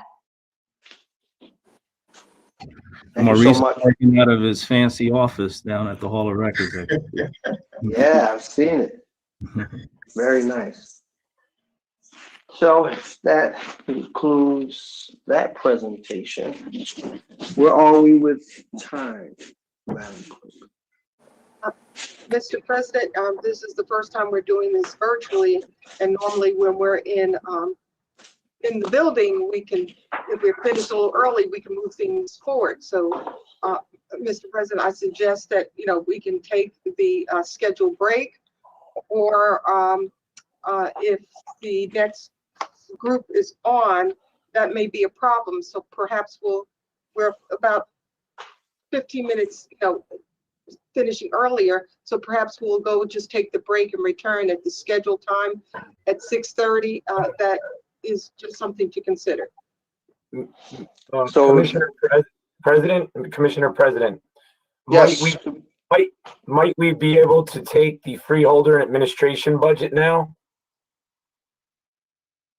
Instead of later tonight, moving that up now to work on that and then take our break at the scheduled time? I have no objections. It's not on, where is it? Is it on the schedule? Yeah. Yeah, it's last. I'm not used to commissioners in it yet. I didn't see freeholders. Is it on the schedule? It is. Yes, and Mr. President, that's a viable option if you choose to do that. Let's We can do do it. that and then take the break after Absolutely. that. Is it the last, I second that, if we can do that. is it the last I item agree. on the agenda? It is. Yes, 10 o'clock. Okay, thank you. Let's Okay, yeah, move it up. Let's get started. all right.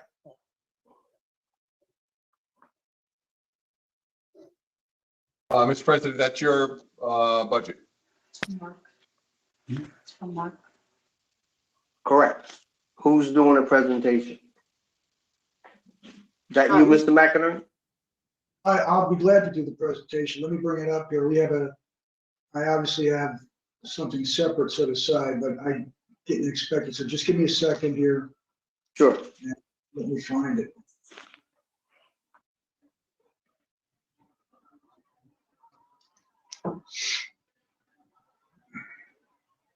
Well, I could speak to, let me just go, I do have an analysis that I believe we went over, Mr. President, the last time we were in your office.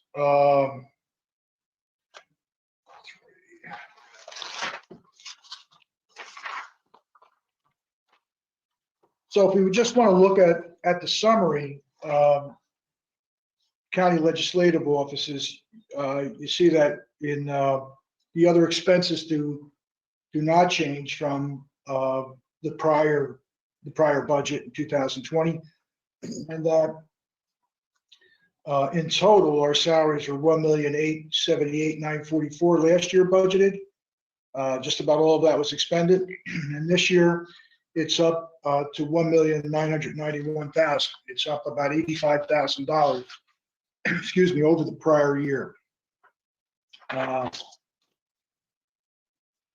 That breaks down to the $85,000 increase. It brings it from $1,031,000 to $1,016,000 for the Board of Commissioners. Sorry, the commissioners. The clerk's budget is up $27,000 or 3.2%. That is all contractual. There's a couple of increments in there. There's absolutely no additional personnel in the clerk's office. Other expenses are $817,000. Of course, that includes $348,500 for the county audit that's charged to our budget. So our other expenses from 2020 are basically rolled over to 2021, and there's no change in those amounts appropriated as well. So overall budget is increased by $112,000. Again, the $85,000 in freeholders and the $27,000 for contractual increases in the clerk's office. There is going to be, and it's not in the budget yet, but there's been some discussion, and I think there's a resolution coming or an ordinance to increase the freeholders' aids. I don't know where that's at this point. I've heard about it, haven't seen anything on it. Unless Mike, is Michael still on here? Mike, do we have something on that, an increase in the? I don't know if he can hear me. Yeah, but that's, from what I understand, that's going to require an increase in that budget line item as well. Yeah, so there, I mean, to be honest with you, we are pretty much underexpended every year in our other expenses. I will increase because of that if you decide to move forward, the increase in the amount allocated for freeholder aids, but there's still plenty of room in our budget to absorb that. So that's about it, Mr. President. Thank you, Mr. McInerney. Mr. Palavecchio. I don't know if you can hear me, Rod, but nothing in addition. I can speak to the freeholder of the commissioner legislative aids if you wanted to. It's an addition of $5,000 in the aggregate per freeholder. And I think the last increase was 5 years ago, 4 or 5 years ago. Thank you. Commissioners, any questions? Mr. President, one other point, some of the reductions in the spending this year were based on the fact that the freeholder, the commissioners didn't have any, events which take place throughout the year. So those expenses will be budgeted this year, although they weren't not incurred in 2020. And as well, we didn't have any seasonal help in the clerk's office. That was $25,000. That's still in there. Obviously this year for 2021, it's assumed that we will have some temporary help in the clerk's office during the summertime. Thank you, Mr. McInerney. Commissioners.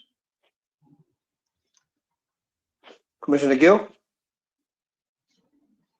Yeah, thank you, Mr. President. Mr.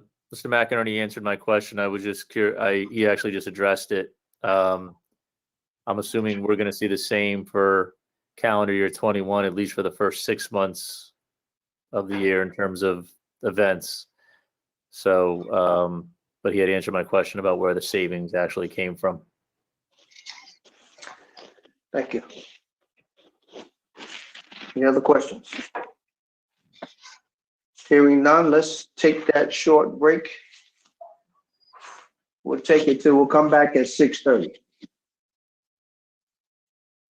All right. See you at 6:30, everyone.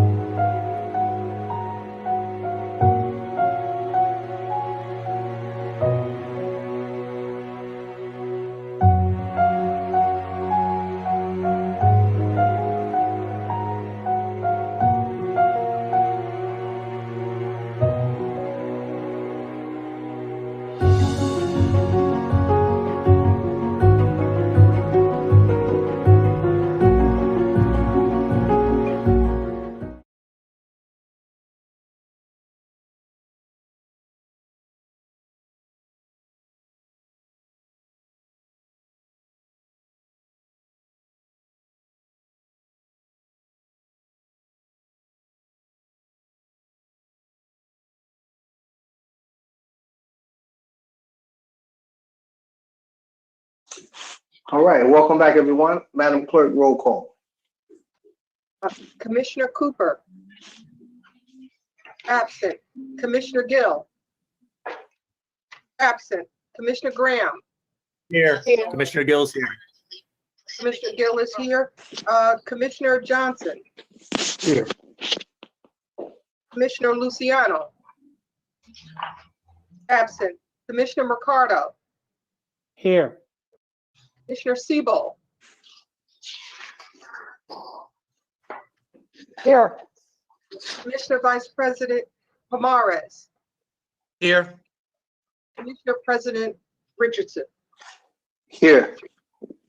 We're gonna now go a little bit out of order. We're gonna move to Administration and Finance, and then we'll come back to the Department of Corrections. Again, thank you for your understanding. Let's go. Mr. Jackson. Thank you, Mr. President. Mr. Acker.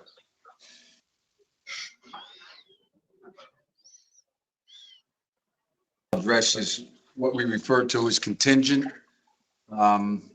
There's a $61,142.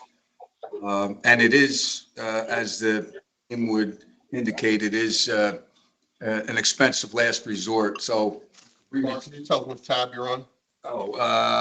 16. Tab 16. So it's just one line item, and it's to pay for bills that may come in during the year that are not accounted for anywhere else departmentally. As you may have noticed, last year we spent almost $23,000 against this line item. Very small amount when you consider the size of our budget, but every year we do get bills that come in. Departments receive them. They say they don't have it budgeted. They send it to my office as a last resort, and we process it against this line item.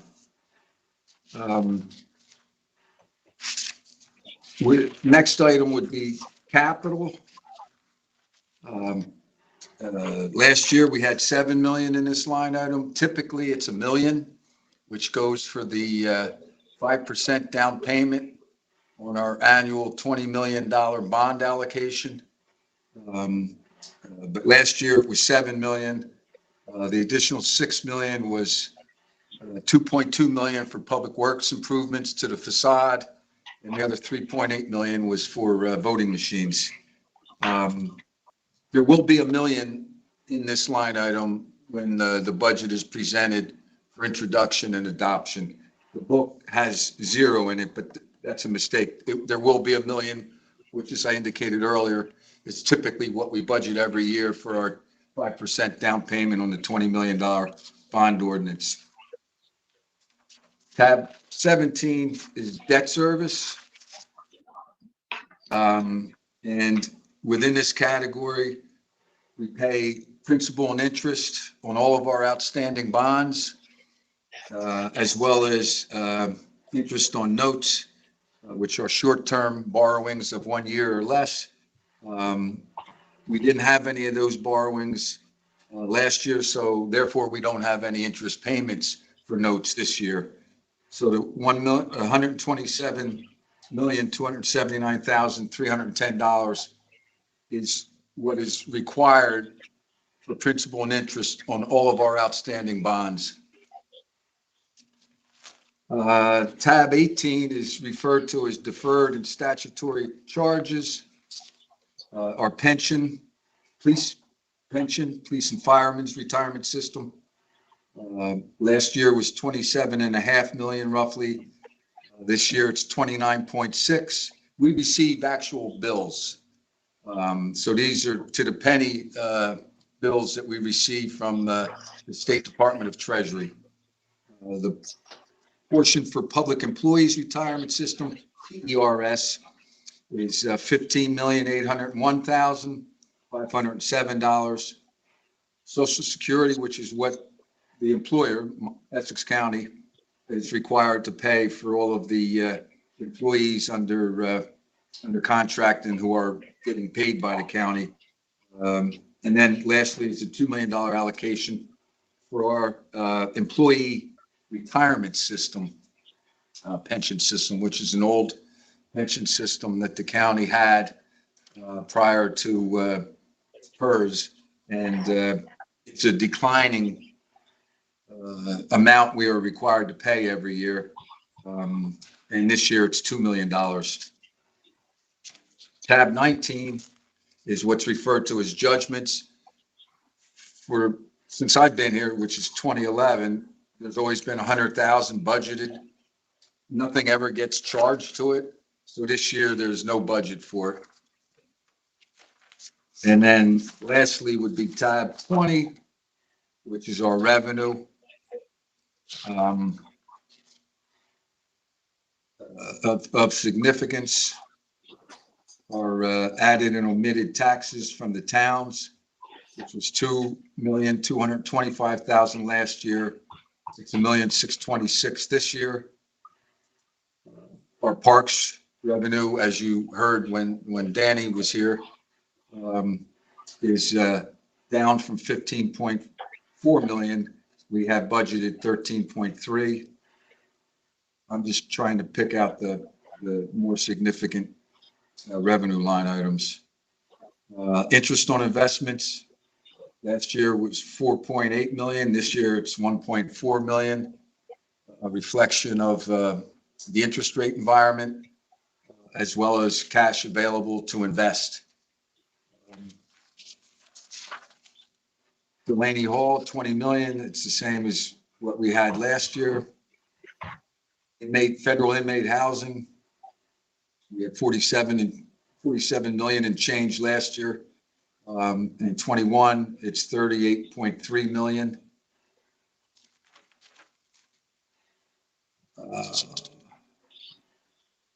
State aid is state aid. And then there's maintenance of patients. These are numbers that the state tells us to put in the budget and pay the state for the county's share of indigent patients in psychiatric facilities or at our hospital center.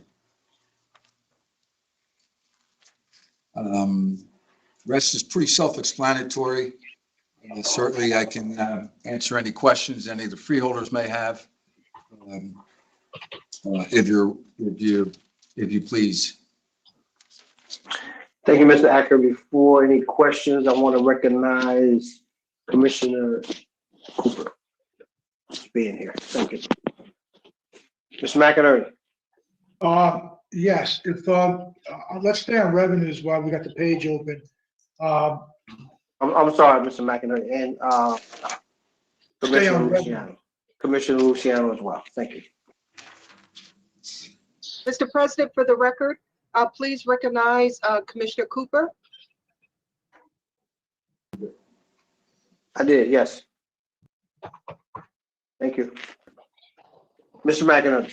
Yes, Mark, we had an analysis given to us of the breakdown of revenues from Parks and Recreation, which said that the total revenue collected in 2020 was $12,530,000. Here it's $10,551,000. I asked Dan Salvante what that was. He said the numbers were probably updated. Which number do you have the confidence in? The 10,000,005 or the one that Dan Salvante handed us when he was presenting his budget? I would think the 10,000,005. My office updated these numbers yesterday. So that's what we have as of yesterday. Perhaps the 12 million and change Dan was talking about is gross revenue, which would include taxes that are not reflected in the 10.5 million, since that's revenue that we don't collect. The parks collects gross revenue, including taxes, and then they're required, obviously, to remit those taxes to various reporting agencies. So the 10.5 we have is net. I suspect the 12 and change Dan was referencing was what they would call gross revenue. And those taxes, are those sales taxes? Yeah, yes. All right. All right.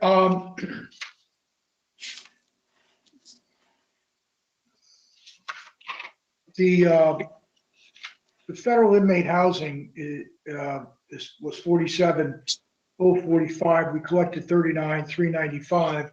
Explain the impact that has, that reduction has or doesn't have on the budget. It's my understanding that it's offset on the other side, as well, and there's a reduction in the federal inmate housing revenues.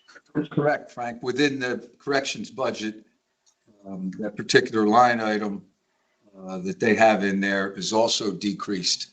Not necessarily dollar for dollar, but it's proportionate. It's proportionate. Okay. So it really doesn't have that much. I mean, there's an $8 million difference there between what was budgeted and collected. It doesn't have an $8 million impact on the county budget. No, because it's reflected on both sides. Right. I guess the state assumption prosecutor, that 1.8 million, that pilot program, I think we squeezed as much out of that as possible. Is that over with? I think it is. Okay. I believe it is. Yeah. All right. And I guess the big increase is in the hospital center state aid that jumps by $11 million. And again, I spoke to Aníbal Ramos when he was before the commissioners, and basically I'm sorry, I was dealing with Frank DelGuardio, who indicated that patient days as well as cost have an impact on this. And this number basically comes from the state. So that 48.8 is a fairly good number, he says. And would you concur with that $11 million increase is realizable? Yes, the per diem rate, actually, I just received a copy of the letter from the state yesterday or today, indicated our per diem rate is $913.99. And that's a double-digit increase over this year. So that double-digit increase reflects in the 10 or $11 million increase between 21 and 20 on the revenue budget. Okay. And the confinement of prisoners is down this year too. Why would we assume it would drop by almost $2 million or over $2 million? We collected 10,271,000 and it's down to 8 million, 7.9. There was I guess it was the SCAP program. We received 2 years of an allocation in 1 year, which was last year. So this reflects no receipt of that SCAP for this year, whereas last year we received 2 allocations. So 2 in last year's budget, 0 in 21. Okay, all right, that makes sense. And under capital surplus, we have there's nothing recognized last year. This year it's $7 million. Is that a combination of bond premiums and capital improvement authorization, or is it mostly bond premiums? No, it would be a combination of both. So that, I mean, there was capital surplus there last year as well, but we allowed it to accumulate, and then obviously we have the opportunity to anticipate it from the general capital fund to the current fund, correct? Correct. All right. Last but not least is the tax increase, and that's only a 0.5% increase over the prior year, which is extremely nominal. Given the reductions in some of our revenues this year, I should say in 2020, I guess there were some adjustments made on the appropriation side and ability to charge off maybe COVID, because we really, from what I looked at the AFS, we came up with about $1 million more in our results of operation than we anticipated in surplus in the 2020 budget. So it's surprising, and actually it's great that you were able to, actually bring in more than into surplus than was taken out of surplus by $1 million. Yeah, as you know, Frank, every year you hope to regenerate what you budgeted, what you anticipated as revenue. Right. Unfortunately, we've been able to do that pretty much year in, year out, including 20, which was pretty exceptional. Right. All right.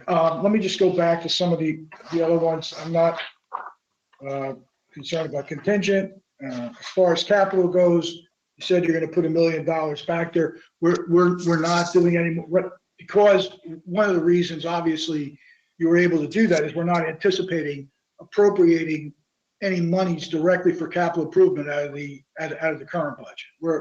If we have to do capital improvements, I'm assuming, we'll go through the general capital fund and do, capital ordinance.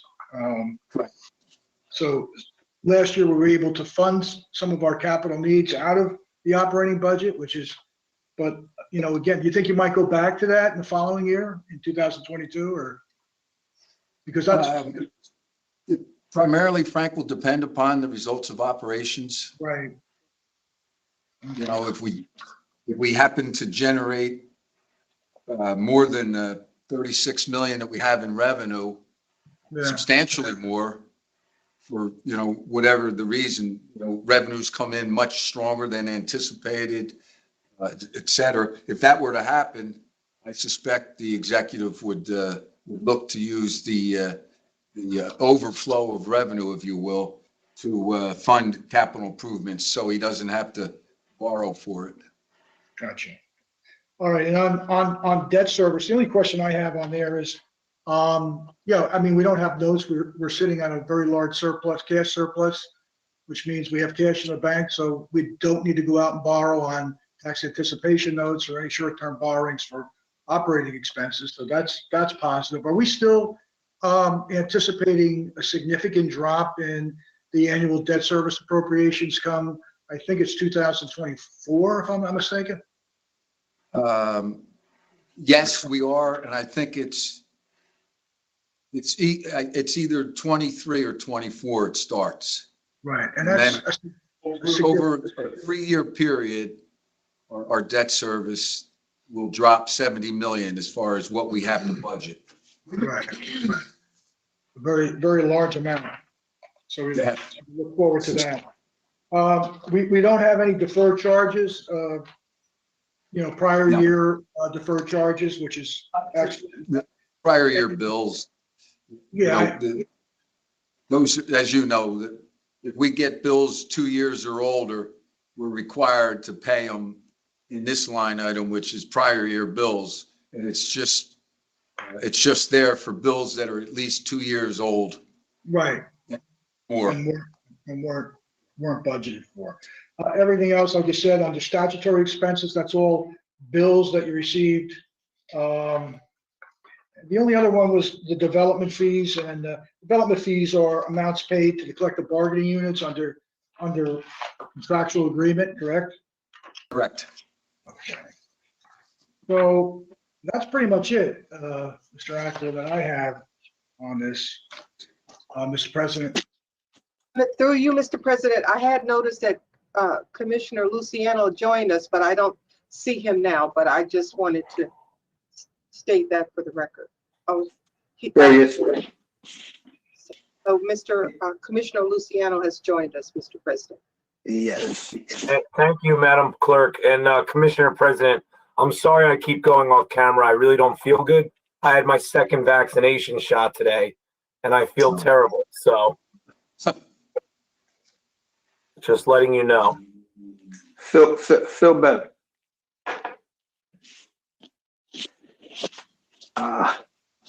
Thank you, Mr. McInerney. Evans, any questions?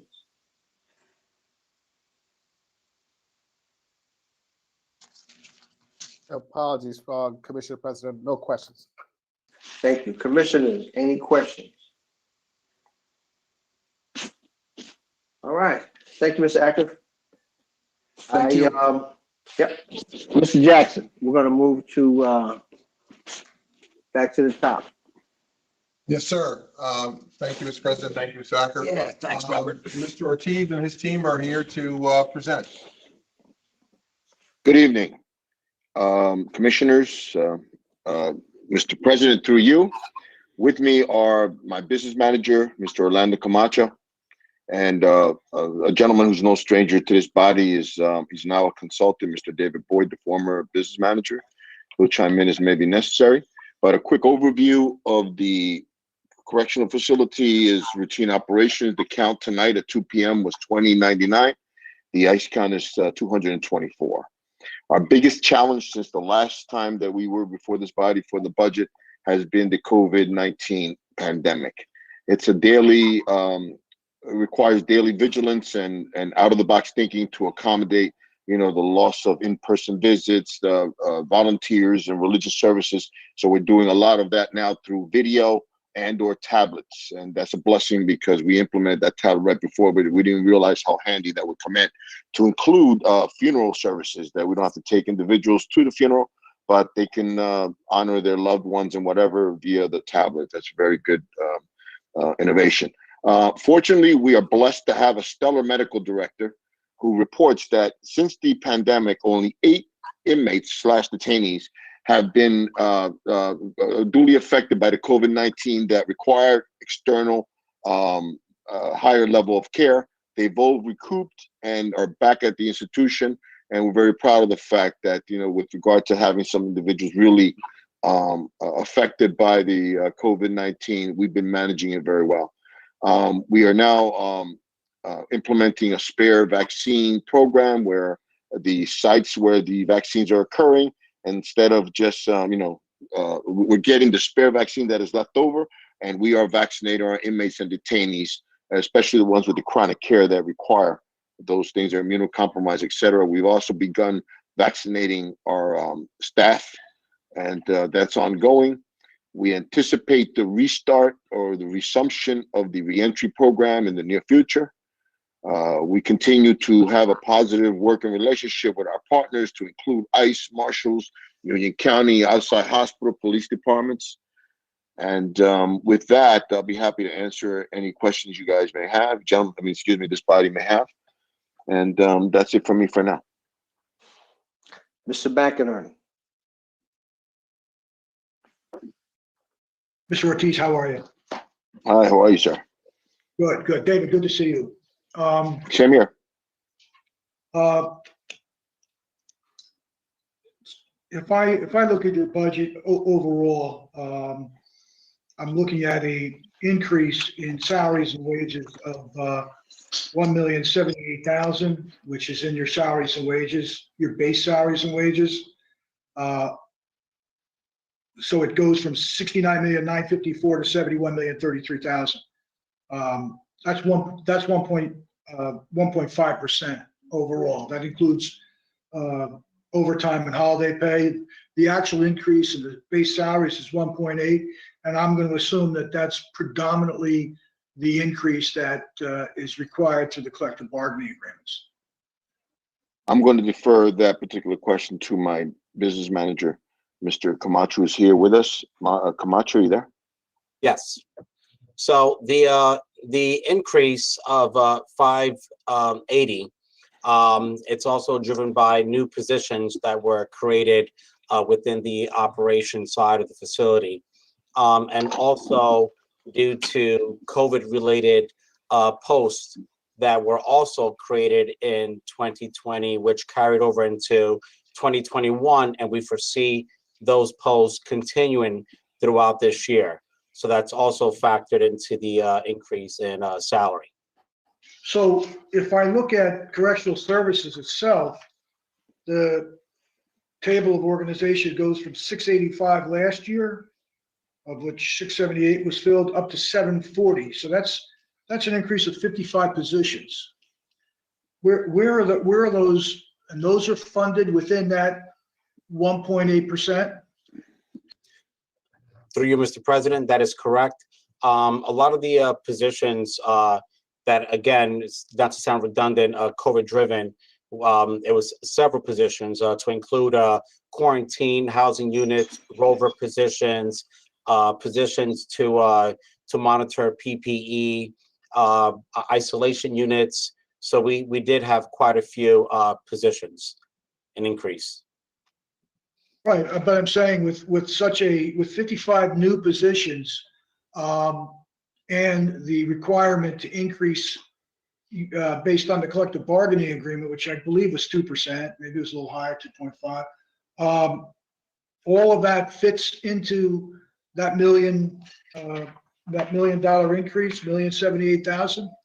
Yeah, see, what happens is when we have people that retire, they're retired at a higher salary. All the new hirees coming in are hired at a lower salary. So I know, that but I just had this conversation with Mr. Ramos. That only applies if the retirements are greater in this year than they were in the prior year. Retirements happen every year. So that would, those savings, if they were equal, if the same amount of people retired last year as this year, those savings would be already in the 2020, budget. So, the only, like I said, the only way that applies, that theory applies, is if the retirements are greater in 2021 than they were in 2020. It happens every year, retirement. So it's difficult to assume that is, a reason for a large amount of savings. Now, I know you have a significant amount of vacancies in there, and one of the things I did want to talk to you about was one of the things I noticed this year too was I see the number of them in your department where there's in the payroll register, there's salaries that are paid to people, but then automatically reversed. And as I explained earlier to the commissioners, that was explained to me that those are based on leaves. Those are people that are out on leave. And I had a very significant amount of those. I had a fairly significant amount of those in corrections. Is it true that there are a lot of people on leave in your department? Yes, sir. It is true. We do have a lot of individuals on leave. Okay. I'm from LA, correct. Right. Okay. So that helps too. I mean, there's attrition in that. And in addition to that, there's also vacancies, which according to, like you said, there's 55 new positions, but there's 53 vacancies as of the printing of the budget. Are those vacancies fairly consistent with what they are now? Yeah. So right now, as of last week, we had 583, right? And we requested 580. So as of last week, we had 29 retirees that were eligible to retire, 29. And we also had 25 officers that began their training last week on January 16th. So as we know, in the law enforcement community, there is a balancing act. So what we do is with the people either retiring, resigning because this is just not for them, or resigning because they're going to other departments. So we continue hiring to continue that, that balancing act to maintain and stay within the 580 realm. Okay. All right. I mean, at the end of the day, there's a 1.5% increase in your overall salaries and savings. It's very difficult to argue with that. You're probably making up a portion. A lot of your new hires, you are making up through attrition and through salary savings that you talked about with retirees and the variance between them and entry level. So yeah, I mean, there's very little to argue. Again, not that I would argue with you, but there's very little to discuss when you maintain that almost parity with the prior year. I'll just ask a couple other questions here. With regard to other expenses, there's the professional services line item. Correctional services went up 4.3 million. And then there's another one called Correctional Services Alternative to INC. I'm not real sure what that means, but it's down 3,327,000. Can you just explain those two expenses and the variances, the large variances in them? Yeah, One going from the other. Yeah, the 028, the professional services line, that's a direct result of our new medical contract. That contract is reflected within that line item, sir. Okay. Now, the alternative to incarceration, that is the program that we have with the state of New Jersey, where detainees are enrolled in a drug and alcohol program over at Delaney Hall. That is our alternative to incarceration program. So is that the fee that you pay, the accumulation of the per diem fee that you pay? Sorry, sir. I just want to clarify one thing. Inmates at Delaney Hall, not detainees. Yeah, inmates. Absolutely, not detainees, just inmates. All right, so, hold on, I lost my train of thought. All right, so, but is that a per diem that is that the per diem? The accumulation of the per diem that you pay over to Delaney Hall? Yes, it's a fee, that is correct. All right, we receive revenues on that from the state, don't we, to offset that? Yeah, what we do is we receive, it's the alternative incarceration grant that we get from the state of New Jersey. And what we do is we send individuals based on their classification. And of course, the classification and movement into this program is at the discretion of our director. But as you said, Mr. McInerney, all of these costs related to that program are reimbursed directly from the grant. Right, and the grant is in the revenues as opposed to being offset over here. So we're really showing the revenues coming in on one side and this gets adjusted too. You won't get reimbursed any more than you expend. Is that correct also? That is correct. Because that's something that if I look at the revenues, I thought that number was like 20 million at one point. Now, I'll discuss that with Mr. Akron if that number changes. Right, that number has to did we talk? Okay, so as far as vacancies, I know I touched on leaves, but vacancies are listed at 53. Is that close to what they are? Well, right now, we don't have, like I said, as of last week, the number was 583. So I guess as of when you received your number, sir, we've hired a few officers, which brought our numbers up to the 583. Okay.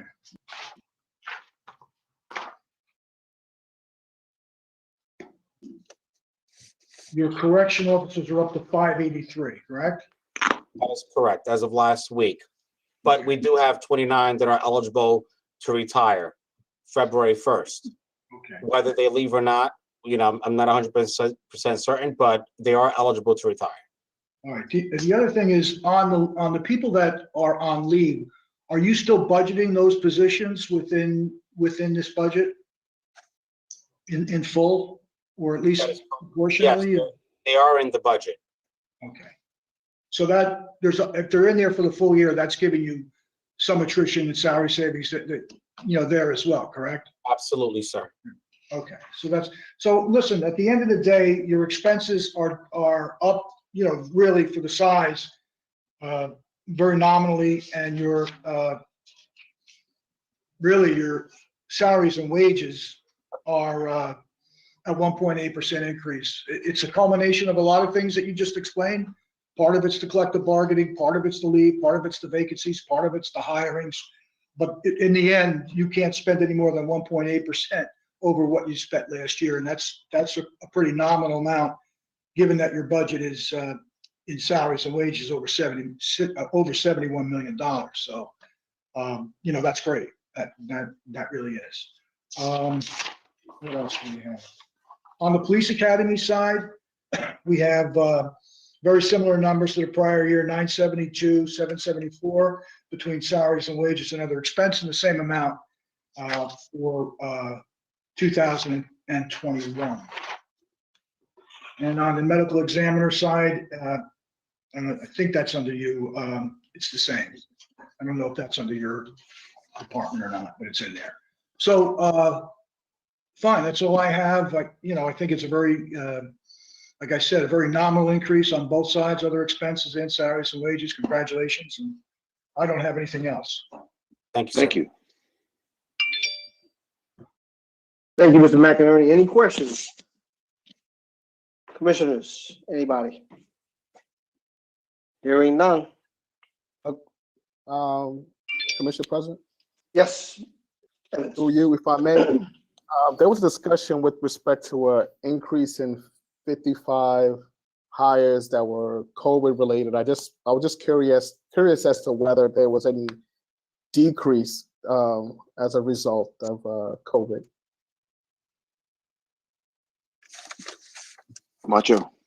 A decrease as far as Employment, like if there was a position that may no longer be needed because of COVID.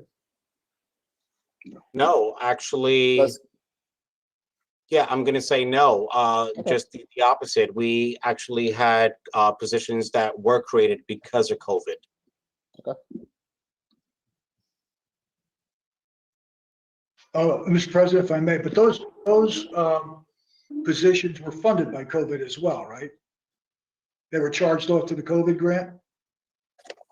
Some were, but this year with there is no clear indication if we're going to continue being able to utilize CARES funds for these positions. So we had a budget accordingly. All right, so those were grant funded last year in 2020, and they're fully funded now through the operating budget? Yes, through sir. your operating budget? Yes, sir. Okay, thank you. Thank you, gentlemen. Hearing no other questions, thank you for your presentation. Appreciate it. Thank you, sir. Thank Mr. you. Jackson. Yes, sir, Mr. President. County Council Gassion is up next. Good evening, Mr. President, Board of Commissioners, Mr. McInerney. Thank you for having me this evening. I am pleased to present the 2021 budget for the Essex County Council's office. Like many of the departments that I'm sure have presented to you thus far today, 2020 was a very busy year for our office. The pandemic created some very interesting challenges for our office. I feel that we've adapted well. Much of our staff assisted with the ever-going and ongoing changes that were enacted through executive orders, through rules and regulations, closures, all the issues we had to deal with, on a daily basis, both with regard to our workforce as well as our public buildings and all the public facilities that we run. So it's been a challenging year, but I feel a good year for us as far as our ability to support the rest of the county administration. As I've presented to you on prior occasions in these budget hearings, the County Council's office continues to be made up of 4 units. Our County Council staff consists of still 13 attorneys. We'll be holding steady at that number next year. That's 1 County Counsel, myself, as well as a Director of Labor Relations, 3 section chiefs and 8 assistant county councils. There are 6 support staff, our clerical staff, 3 full-time mental health staff, 2 investigators in our Office of the Inspector General, and 1 part-time administrator in our workers' comp section. Within the County Council's office itself, we still have our governmental affairs section. They continue to be responsible for the representation of all of our constitutional offices. They represent and provide legal representation to all departments. They assist with the Construction Board of Appeals, guardianships, firearm permits, contract and lease reviews, commitment hearings, sheriff sales, and Division of Housing, real estate matters. I'm happy to report that during 2020, we represented the county at 14 different hospitals throughout the state of New Jersey that represented over 2,700 commitment hearings in the interest of the Essex County public. Our labor relations and employment section negotiated 21 union contracts this year, handled approximately 50 grievances. contributed with regard to training department in different departments. They assisted, as I mentioned before, with enacting policies and procedures for our workforce as needed as the pandemic evolved during 2020, and assisted on a daily basis with human resources in dealing with COVID-related issues involving positive employees, contact tracing, notifications to employees, et cetera. We also handled in that section over 70 disciplinary matters, 7 OAL appeals, 9 EEOC charges, and also assisted our Office of Risk Management with several POSH complaints. Our claims section, which is our third section in County Council, handled approximately 87 cases that were assigned to us this year. I'm happy to report that 55 of those were disposed of by either motion, stipulation, or through settlement. We also had a busy year in 2020 in our Oprah section. Our Oprah officer, who is also one of our assistant county councils, handled the incoming over 1,500 Oprah requests that were received through our portal, and those resulted in 35 complaints filed with the GRC, which is the Government's Record Council. That's the appeal body that handles Oprah appeals. And out of those 1,500 some odd Oprah responses, 92% of those have been closed to date. This section also handles the response to all subpoenas and document requests, and also has assisted, especially our Parks Department, with the drafting of ordinances.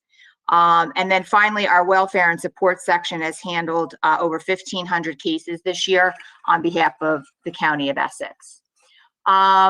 This year, we have 16 outside counsel contracts going into 2021.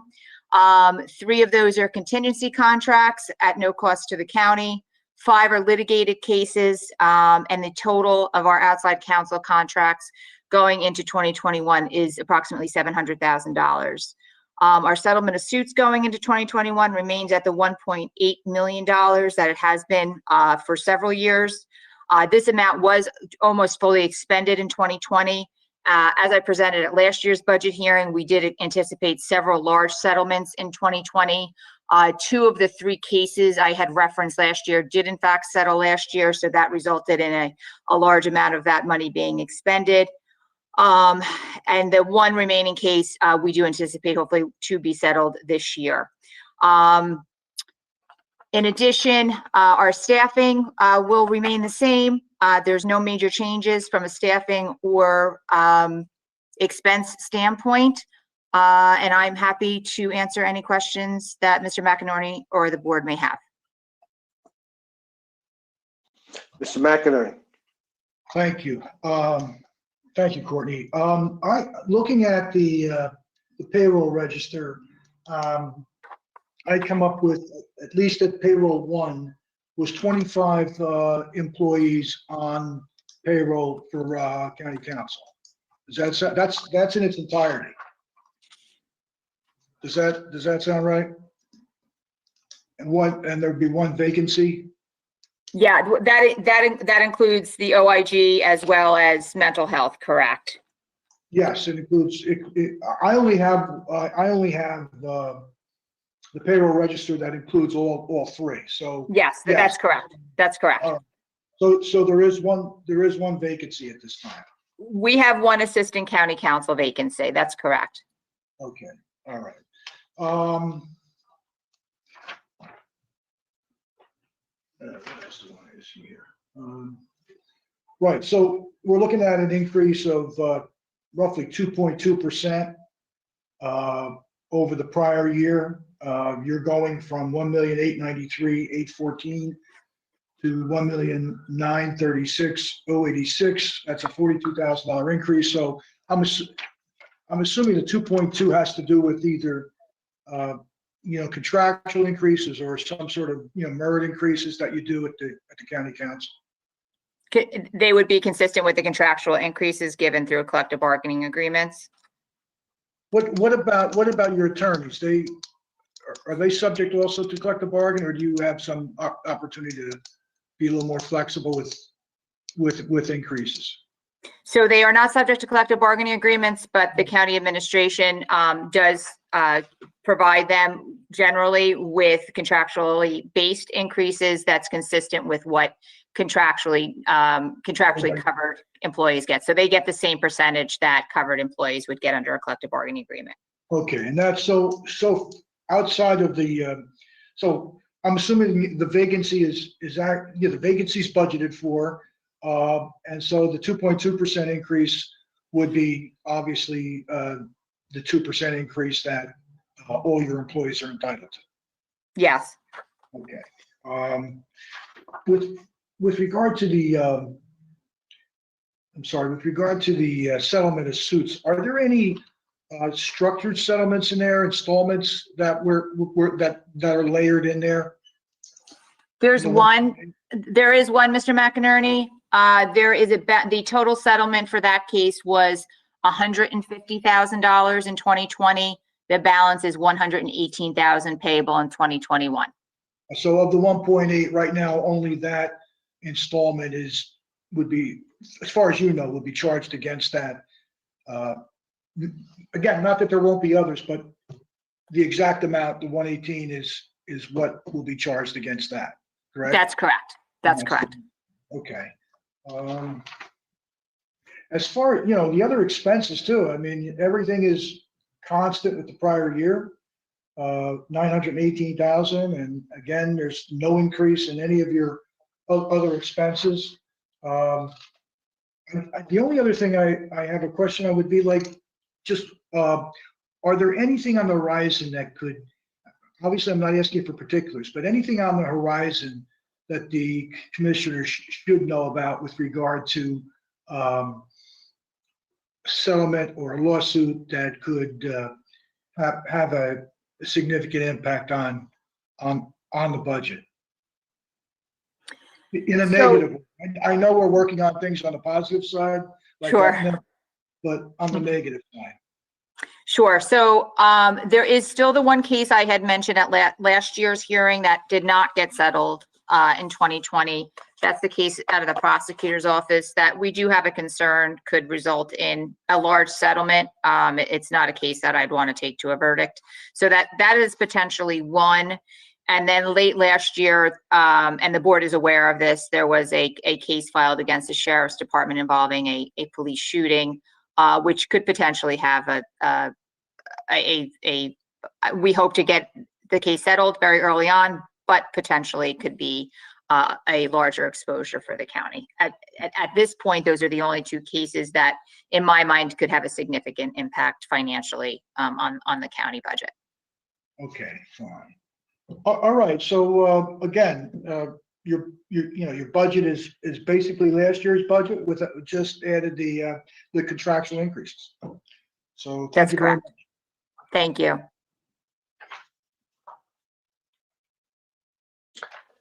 Commissioners, any questions? Evans, any questions? None. Thank you very much, Courtney. Appreciate your presentation. Thank you. Mr. Jackson. Thank you, Mr. President. Moving on to administration and finance, I will just go over that, and I think it's relatively brief. We're essentially flat in these different areas. It includes first HR, obviously accounts and control, management and budget. The major change here is that we moved what's called data processing. It's really our IT function from the administrator's office into the administration and finance department from an accounting budgetary point of view. The function still reports into the county administrator, but we moved the salaries from under the administrator to under the Department of Administration and Finance. Other expenses are flat from last year, and the other functions remain the same. From a staffing standpoint, essentially the same, except for the additional 6 people that come with the moving of the IT function over. Other than that, it's flat.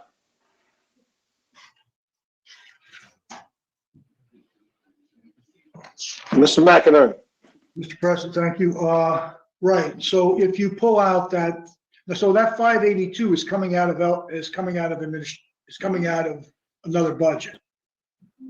That's correct, Mr. McInerney. Okay, so if you pull that out of the increase of 643,000 in your salaries and wages, it's about $62,000, which is 1.7% increase, which I'm assuming, again, represents any collective bargaining, increases that are required. That is correct. Okay. I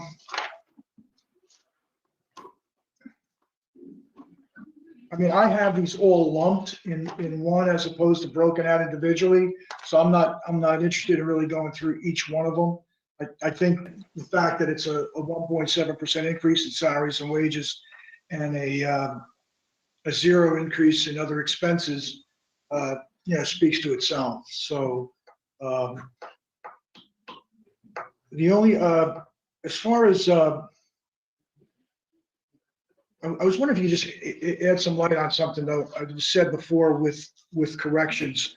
I don't know if this is a question for Mr. Acker or you, Mr. Jackson, but when I looked at that number of expenditures going out for Delaney Hall, I should find something similar in the revenues, correct?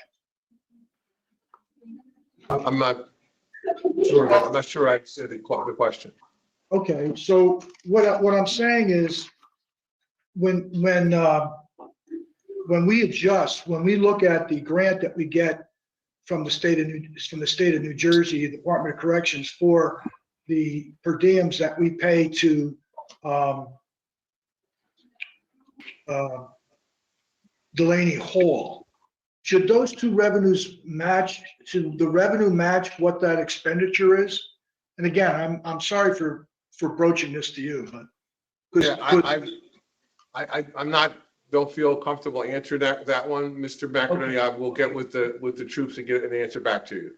Okay, all right. I don't have any other questions, Mr. President. Thank you, Mr. McInerney. Any questions from the commissioners? Or Evans? No question, Commissioner. All right, thank you. Thank you, Mr. Jackson, for that presentation. And let's go to the next. All right. General government, essential expenses.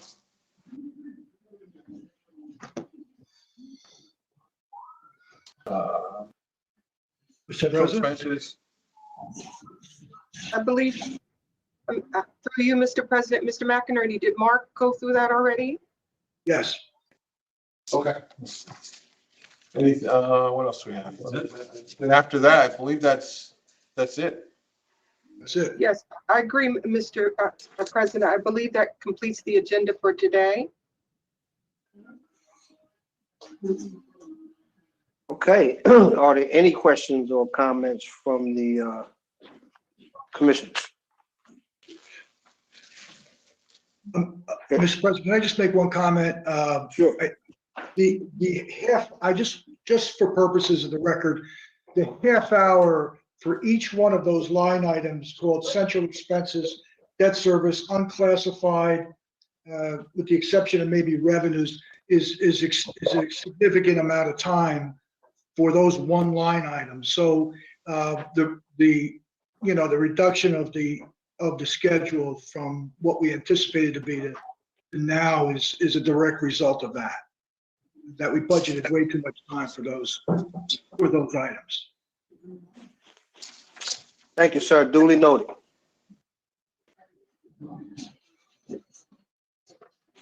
If there are no other questions or comments, we need a motion to adjourn. I'll move it. All in favor? Second. So move. We'll see you back here tomorrow at 4 p.m. Thanks, everybody. Good night. I can't believe we're done so early. Good job, everybody. Good night. Thank you, guys. See you tomorrow.